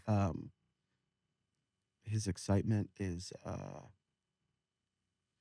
it's like infectious, right? So it's Yeah. like when he was able to snag me up, like I was doing a camera interview Yeah. back and he came backstage and he's No like way. gives me a big hug. He's like, I'm so happy, I can't wait. And we talked to the Yeah. camera for a minute. And I don't know if even know if that aired. It was so cool. Yeah. Um I would lose. but I genuinely would lose my mind. But it was really cool. He made some, specific challenges to Mhm. me. He's like, "John, you know how to use your voice. Let's stretch it a little bit more." So like there was something really cool about the Yeah. way that he worked. Um and he's very streamlined in what he Mhm. likes to do, but he's looking at you and when you're singing, it's like he's he's locked in, Yeah. but he's also like, this is what we can change, this is what we can do, this is how we can challenge you. So it's really cool working with him. He's a great dude. We don't get like hours and hours with Yeah. him. But from the time that I got to hang out with him and Taylor, Oh, dude, I James Taylor, oh, forgot it that was was like involved too. just Yeah. you feel the presence in the room, and there's just like something really cool about um just is interesting. James Mhm. was more like just watched. Mhm. Nick was a little more like into it. Not into it. He was a little more involved in giving feedback because I think Yeah, that yeah, was yeah, his yeah. place, right? Sure. And James was supposed to give like just this bigger feedback, Yeah. and then Nick was supposed to give like this potent feedback. But Mhm. it was just listen, it was such a great experience, and like being able to hang out with um Nick was awesome. It was cool. It was Was it surreal? surreal. Yeah, yeah. Yeah, yeah. It was Well, just like, 'cause, I mean, but at that also like you've got cameras all around. well, and at that point in time too, that was when you're recording that, that was the year that they were on tour as the Jonas Brothers for the first time in Mm. 6 years. I'm a sucker Dude, for you. that album still Yeah. is Yep. there's It was like, I'm like, I mean, I'm a true fanboy of them, like, yeah, legitimately, like, their music is I love it. I mean, but, yeah. like, I'm people ask me, they're like, "What music do you like?" I'm like, Joe Rose. "I'm a Joe, bro. I'm musically schizophrenic." Yeah. 'Cause, like, I can listen to the only like, I'm not a big, like, death metal, like, I'm not a Yeah. big, like there's certain genres, but, like, I listen to a lot of different stuff. Yeah. But, like, they're one of the artists that's, like, like, I listen to them all the time. Yeah. Like, did you hear his new single that he did with Brandon Lake? I haven't. I haven't. Is it everything? Dude, it's I so the last episode that I recorded was with my I just talked about it was with my former life coach, and I talked about it on there. I I don't listen to a ton of, like, new Christian music Mhm. anymore. I just don't like it, it's a whole, like, different discussion. It's the first, like, inherently Christian song, like, kinda mainstream type Christian song that I've heard in 5 years that I was like, "Oh my god. Really? Dude, it's unbelievable." Okay. It's I mean, and I heard, like I think I heard a clip of it maybe because the first time they did it, they hadn't announced it, and Brandon had Nick out to, like, one of his final weekend of shows. I think they were in Charleston, and he comes out, and Nick had done a song on his Sunday Brunch album called Hope that he did a remix with Brandon Lake on, and they sang that, and then they sang this new song called The Author. Okay. And the chorus says, "So who am I to question the pens in the hands of the author?" And then the bridge is, "What grace is this? Called me by name again and again and again." Dude, Wow. it is so freaking and, like, I think I told Jackie this when we talked about it. I was like, to me, it's interesting to hear, like, a guy like Nick Jonas release a song like that with Brandon Lake. Because, like, when I hear that song, like, I think the whole picture of, like, the Jonas Brothers and what they went through in their it's like I've watched their documentary, like, 9 times. It's like it's one of those things for me is, like, if I'm lacking inspiration, I'll go back and watch that and watch someone who, like, came from nothing essentially, and like but in that, they talk about, their dad being a pastor, them getting kicked out of their church, and then them, because they signed a non-Christian artist deal. And Yeah. then then the deal gets blown up and, it takes them a while, all that. Now they, we know them, I mean, Yeah. the world knows them as who they are. But to see someone like Nick go from being in church singing on stage every Sunday to being kicked out of your church to now, 20 years later, you're releasing an artist with one of the biggest Christian songwriters Mhm. and artists in the world. It's Full so circle. interesting. It's so cool. But all that to be said, and I ask you this to finish. Like when you reflect back on, you know, the last 10 years of your life, from being on The Voice to the success you've had as a singer-songwriter to your marriage to becoming a dad and watching your wife become a mother in that journey. Like what would you tell yourself 10 years ago knowing what you know now? Save more money. Period. Really? Why do you say I that? don't regret anything else. I love the voice experience. Yep. What Whitney and I have been through. Yep. It's been so hard. Yeah. Um, but I feel like save more money Mhm. because there's so like money can't buy happiness, right? No. But But it can buy a lot of fun stuff. diapers. Diapers are so No, freaking expensive, dude. I think the main thing is like there have been times like I have a song called Flower Money, Yeah. and that song still continues to be my favorite song probably I've ever written. Um, Okay. and that song on our 10th anniversary, Mhm. I sat in the Kroger parking lot after buying so much in formula and Mhm. diapers and groceries for our family. Yeah. And I called the flower shop and I was like, listen, how much are like some flowers? Yeah. And that's Whitney's favorite thing ever. These flowers. Yes. Yeah. And they're like $127. And I was Woo! like, we can't swing that right now. Yeah. Like you can't pull money out of certain places. Yeah, like Yeah. there's I know what just you mean. it's just we can't Yeah. afford that right now. Our twins were eating uh, specific Yep. formula that costs $48 every 2 days each child. Yep. And so I sat in the Kroger parking lot and typed out a note and I said, I promise one day we'll have flower money. And I think there are so many things on this road Mm-hmm. of like parenthood that you want to do for your family. You want to do for your wife. You want to do this. You want to do this. And it's not your wife like is like, I need this right now. Yeah. You want to do it. You want to provide. You want Yeah. to provide, Mhm. but you also Inherently, dude. you want You to want provide to. what they need, but you also want to provide what they want. Yes. Exactly. And so I feel like I would tell myself, just like, listen, because again, like we've just blown through some money in the Oh. past 10 years Yeah. and blown through money that we shouldn't have. And so like For sure. I would say save more money. Yeah. That would be that would be the first thing I said, because again, like it doesn't buy happiness, but it does like, I just want to be able to like if you take more time off, Yeah. it just is Like there it's like almost like not a security thing, but it's like the consistency of the opportunity that having money provides and without what a you can doubt. do with it. And the other thing that I would say is like, maybe this is the first thing I would say. Mm-hmm. I came in a little too hot with that, but that would be the second thing I would say. The Sure. first thing that I would probably say is like, soak up the moments. Yeah. Because a lot of the times you're so caught up in like what's going to happen. Yep. You're so caught up in like what has happened. Yep. Or what could happen, Mm-hmm. that you don't like truly like, I was so terrified when we found out you're pregnant with Charlotte Mm-hmm. that I had a hard time being happy about it. Not happy, No, I know what you not mean. like happy about it that I wasn't like, but No, I I was know what you so mean. excited, but I was also so terrified. Yep. And like It's that both of those anxiousness, dude. together. Yeah.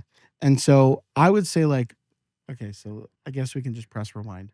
The thing that I would tell myself No, I first, know what you mean. Yeah. the thing I would tell myself first is soak up the moments, every single Yeah. moment, live in the moment. Yeah. And it's okay to be afraid Mm. and save more money.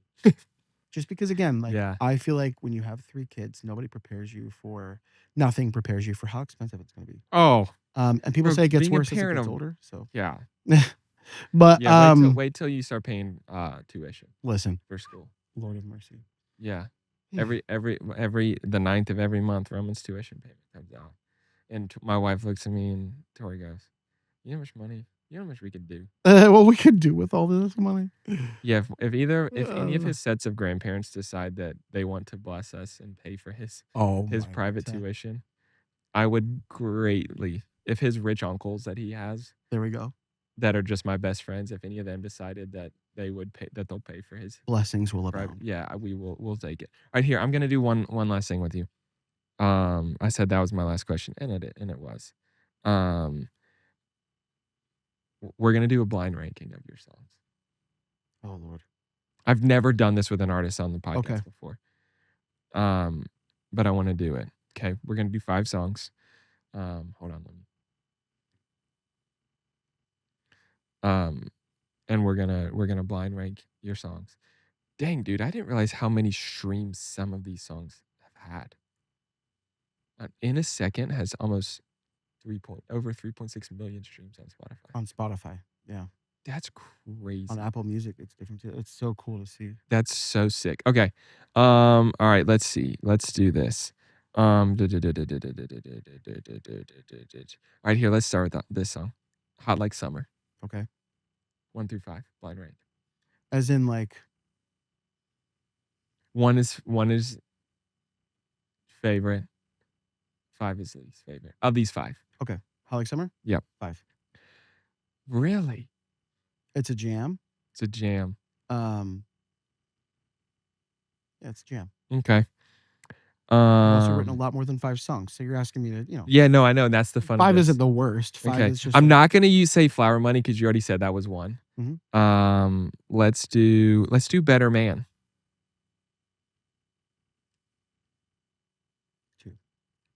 Ooh, that's a great song. Thank you. Oh, Miles in the Tank. I shouldn't have given away number Shouldn't have given away 2. two.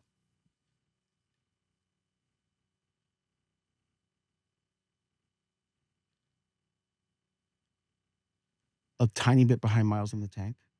Okay. That song talks about love in the beginning of like first meeting each other. Talks about love when you have kids Yeah. and how you still have to try to find time for it. And then it talks about love at the end of your life. Mhm. And like we've still got Miles in the Tank. At the end, she's on her deathbed. Yeah. And he's like, I promise you, You write very emotional songs. still, yeah. Which I love that. I love that. We're still headed for our best days. Yeah. We still got Miles in the Tank. Yeah. And it's just like, I'll see you after this. Dang. And so I recorded the vocals to that Yeah. in Whitney's grandparents' old lake house after No. they after they passed away. I feel like I knew that. I Yes. feel like I remember seeing you post that, or you had Yep. told me one of the 2. Right after they passed Dang. away, I recorded the vocals to that in that lake house, and the spirit of their love, Yeah. marriage was just all over. I was That's so just in sick. tears, and Yeah. you can actually hear at the end of that song, Yeah. we still got Miles in the Tank. Oh, yeah, yeah, Like I it's just remember like, that. oh, and so I'll give that number 1 right now. Dang. I have to give that number 1. Okay, what about Time Machine, Daughter's Bird? Oh, my Lanta. Yeah, see, that's why see, and then you just gave away number 1. I'm gonna move Better Man to number 4. I know you can't move it, but I'm breaking it. No, I'm okay. You can move it to Better number Man 4. moves to number 4. Time Machine goes to number 2. All right, so we've got, let's see, Hot Like Summer's 5. Better Man's number 4. Better Man's number 4. Then Miles and Tank's 1. Time Machine's 2. Uh-huh. All right, so the only thing left is 3. Uh-huh. No Easy Way Out. Easily number 3. Like easily, like not even because it's like No Easy Way Out talks about depression. And it talks about, I wrote a lot of that with Ava and Olivia during a really dark time in our lives when we just go through postpartum. And and there's, what's crazy about that song is it's kind of like a 2-part song. There's No Easy Way Out, and there's a song called Not Your Story. They go together. There's no redeeming. Usually when you have a song that's like dark, or a song that's something, you have like a tiny little light at the end of the tunnel. Yeah. It's not in Dang.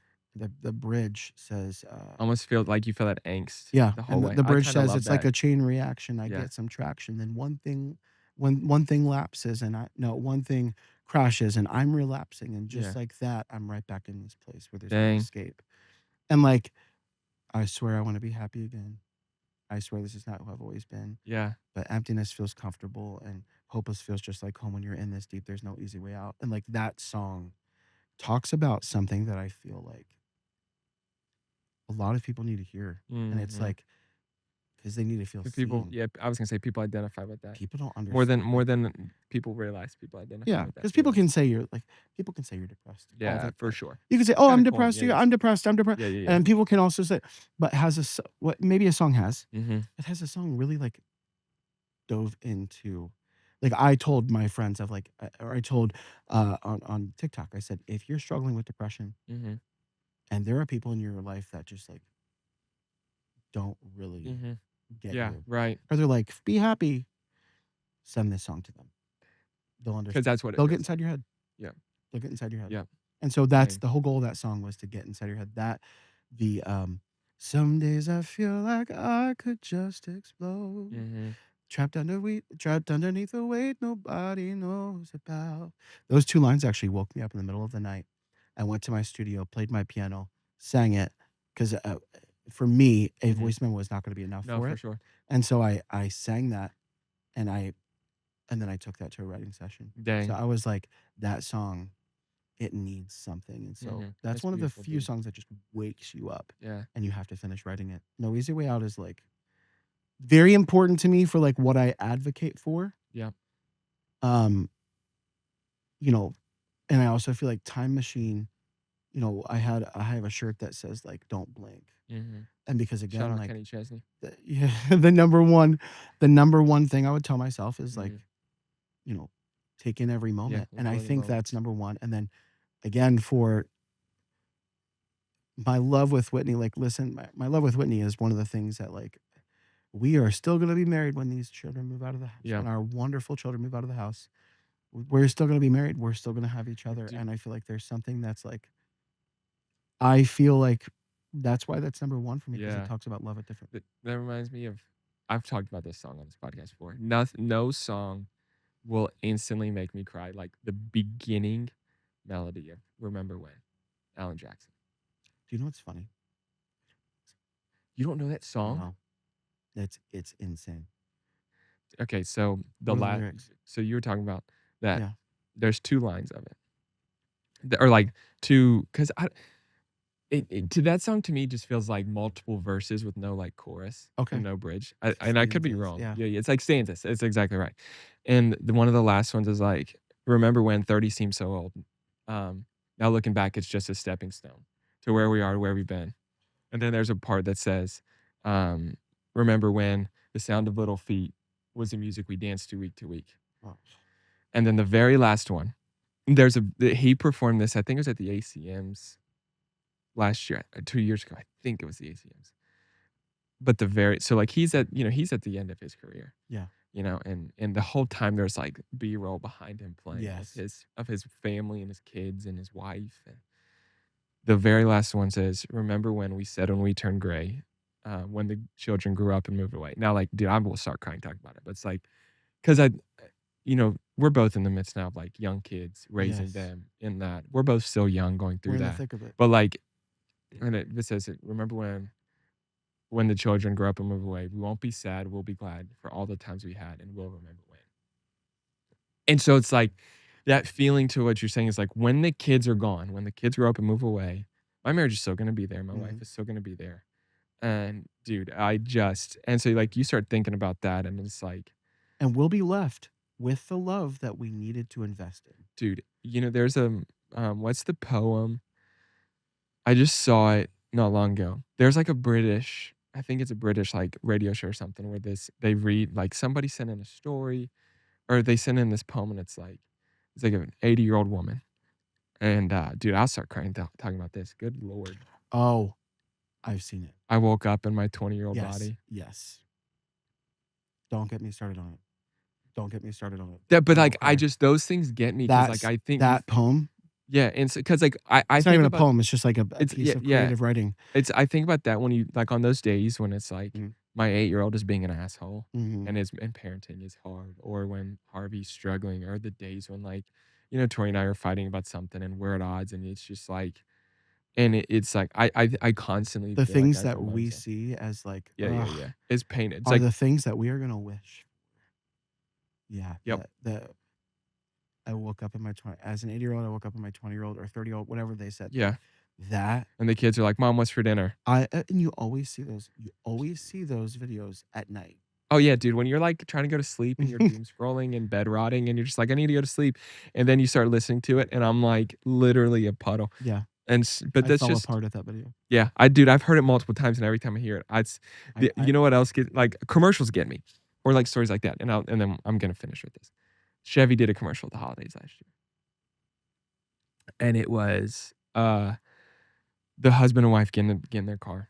It's like some Chevy truck, or like an old Suburban, whatever. They get in and they're driving to the house they always went to. It's like their grandparents' house.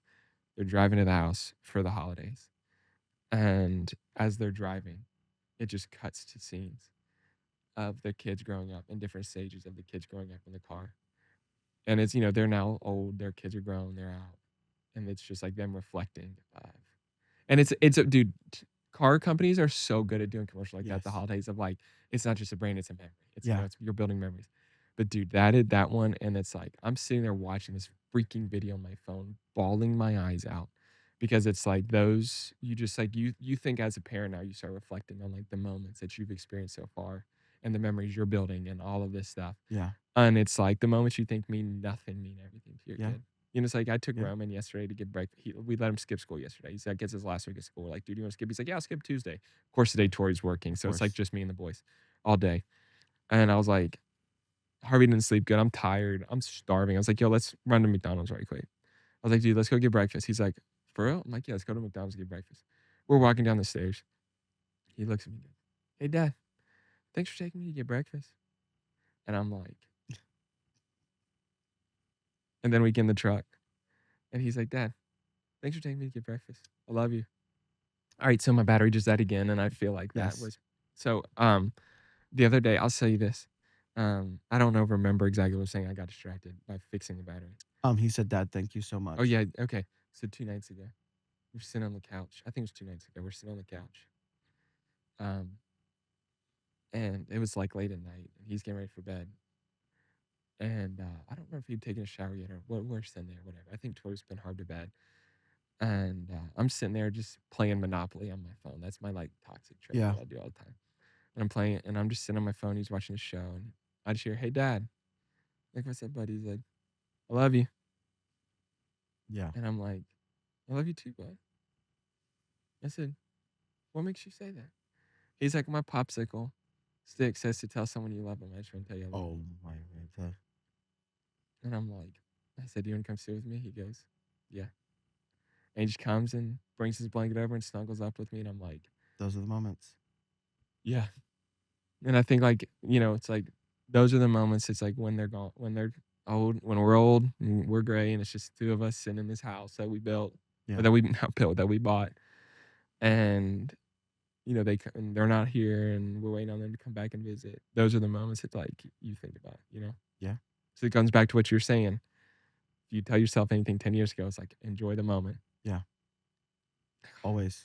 Dude, Live I the love you. moment, enjoy the moment, and save I love you, brother. And save more money. Love you too. Thank you so Dude, much for thank you so having much me. for coming on. Appreciate it, Of course. brother. Yeah. Well, thank you so much for listening to my episode today with my good friend, Jon Mullins. It was so much fun to sit down and catch up with him and talk about, there was so much we didn't get into, about his upbringing and, some parts of his story that I know that I just are really beautiful is when you think about the person he's become and how he's grown and where he is now as a husband and a father that we'll do another episode again someday and get into some more of that. But really enjoyed getting to talk with him about the, parenting and, their last several years of life and then his music journey. And I hope you enjoyed our conversation as much as I enjoyed getting to have it. And I hope you always enjoyed the people that, I get to sit down with and talk to and learn about. And um, it's fun for me. I really enjoyed, really love getting to do this. And so thank you all so much for listening. Truly, I've said this before, but it really does mean the world to me for those of you who listen weekly and care about the people we have on. If this is your first time listening, thank you so much for listening. Hope you will come back next week and listen again. So make sure to subscribe to our YouTube channel. I say it every week, but subscribe to our YouTube channel, subscribe Spotify, Apple, Amazon, wherever you listen to podcasts. Leave us a review on any of those platforms, if you would, and follow us on social media. Deep.ish podcast on TikTok, I think that's our thing on Facebook, Instagram. But follow us there so you don't miss any of our updates or stuff we put out there. Share with a friend, and make sure to go stream Jon's music, Jon Mullins, JonMullins. Go check out his stuff and support him as well in his artist journey. So thank you again, Jon, for coming on, and thank you all for listening. We'll see you next week for our next episode.